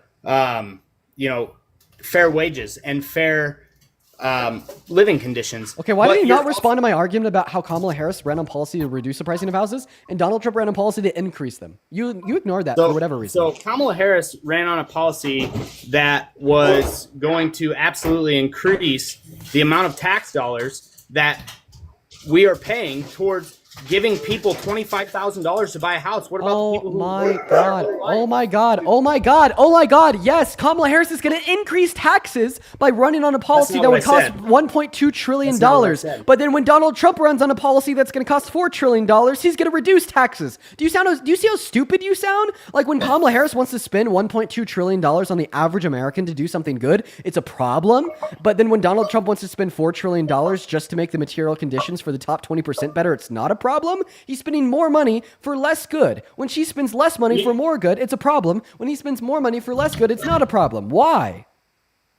So once again, I'm going to remind you that I came into this with smaller government, right? Do I think that giving people $25,000 or however much she wanted to give to buy a house is a good thing? Smaller government also includes we don't need to do handouts. Bro, Every single dude, you idiot. Donald Trump wants to hand out $4 I'm an trillion. idiot now. Yes, Have you I are. insulted Yes, you you are. once? This shouldn't be an Yeah, go insult. fuck This yourself, shouldn't be an dude. insult, little boy. This should be a call to wake up. You're like, oh, Kamala Harris, small government, small government. I have to hate her and think that she's Satan 2.0 because she wants to spend $1.2 trillion on making the average American's life better. But then when Daddy Trump comes along and he wants to spend $4 trillion on just making the life better for the top 1%, bro, oh my God, I'm getting more pissed to think about it. Every single year under the big, beautiful bill, the top 1% of income earners in this country will be given an extra $25,000 by Trump. And that's not a problem. $25,000 every single year to the top 1% of income earners. That's not a problem. But giving $25,000 once, they're only eligible for it once in their lifetime to buy one house, to kickstart the American dream and to make life better for the average American and build more houses. That's a problem. Oh, that pisses me off so much. How can they? The cognitive dissonance is mind-blowing. $25K every year to the top 1%? Good. I love it. Small government. I love it so much. $25,000 one time to the average American? Big government. Boo. Government handouts. I hate it. Satan 2.0. Oh. And that's how I feel. That's how I feel, everybody. That's how I feel, man. And it drives me crazy. It drives me up a goddamn wall. And it's probably time for me to start getting off. I'm not going to lie. Before I go too crazy. We've been on for 4.5 hours. It's time. Before I get off, got a couple people to thank. Buzzsaw, thank you for the $10 over on YouTube Super Chat. I really appreciate you so much for the love, Buzzsaw. iDrops and the Fire Bully, thank you both for the $10 as well. And Frog, thank you so much for the $10 over on Venmo. I really appreciate you for that love, Frog. We got a couple people to thank here. God. Okay, am I like alone on that one? You know, I talk to Trump supporters all day long, so I feel like I don't talk to people that agree with me, and I just think I'm going crazy. Like, let me like paint this picture for you. Imagine that like everybody you talk to all day disagrees with everything you say, even though you think it's just such common sense. Oh my God, you would go crazy. I go crazy sometimes. And it's like after conversations with the last guest, oh my God, I truly feel like I'm going insane because like these people cannot just understand the basic fact. $25,000 to one person, one time to make this country's economy better and to allow the average American to chase the American dream. That's big government. It's nonsense. It's terrible. But $25,000 every single year to the top 1% of income earners in this country making over $500,000 per year. Small government, pro-America, MAGA. Oh, don't get it. Rachel, 26 minutes ago with the $15 for tissues because you hurt Bradley's feelings. I heard him at the end there. I appreciate you for the $15. As well as Deanna, thank you for the $20 and enjoy listening and learning. I appreciate you for the love, Deanna. Tyrone with a 10, thank you so much. Austin with a 15. Abigail with a $3.15. I appreciate you so much. Alexis with a 5. Jalessa with a 10. And Joseph, this was 40 minutes ago, but I want to thank you now. Thank you for the $50 donation over on Venmo. I really appreciate you for that love, Joseph. Let's get 500 Joseph W's down below in that chat, literally right now. I really seriously appreciate you so much, man. Huge shout out to Joseph down below in that in that chat. Thank you so much, man. You guys are awesome. And thank you for the Galaxy as well. Butch, that is incredibly kind of you, man. Thank you so much. As well as Zoe with the $10 over on PayPal. Ariana with a 10. Anna, thank you so much for the 15. I really appreciate that, you guys. Okay. All right. We're all caught up. I really appreciate everyone so much for the love today. As well as Jennifer with the 10 saying that my father is a conspiracy theorist. I feel your pain. Have a good night. You too, Jennifer. I'm going to go and hop off. I am like brain drained, everybody. Oh, that last conversation really got to me. Okay, is Adrian on? Can we rate her for a third day in a row? Why not? She just so happens to be on right when we're planning to get off.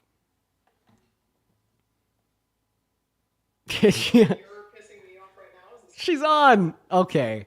I hope that she's okay with it. But anyways, you guys, fine. Let's go read Adrian again. That's at adrian.jpg, ADRIEN.jpg over on TikTok. Everyone, spam it in the chats on TikTok and YouTube so everybody knows where to go. At ADRIEN.jpg. Spam it in the chats on TikTok and YouTube so everybody knows where to go. Just keep it constantly flowing through the chat so everybody knows. Head over there. That's her ad on TikTok. Go show her some love right now. She's debating piece of shit misogynists on why they think women need men to lead them. So please go show Adrian some love. We love Adrian here. She's awesome. This is actually a third day in the row rating her. She just so happens to be on when we get off. So, hey, man, it works out.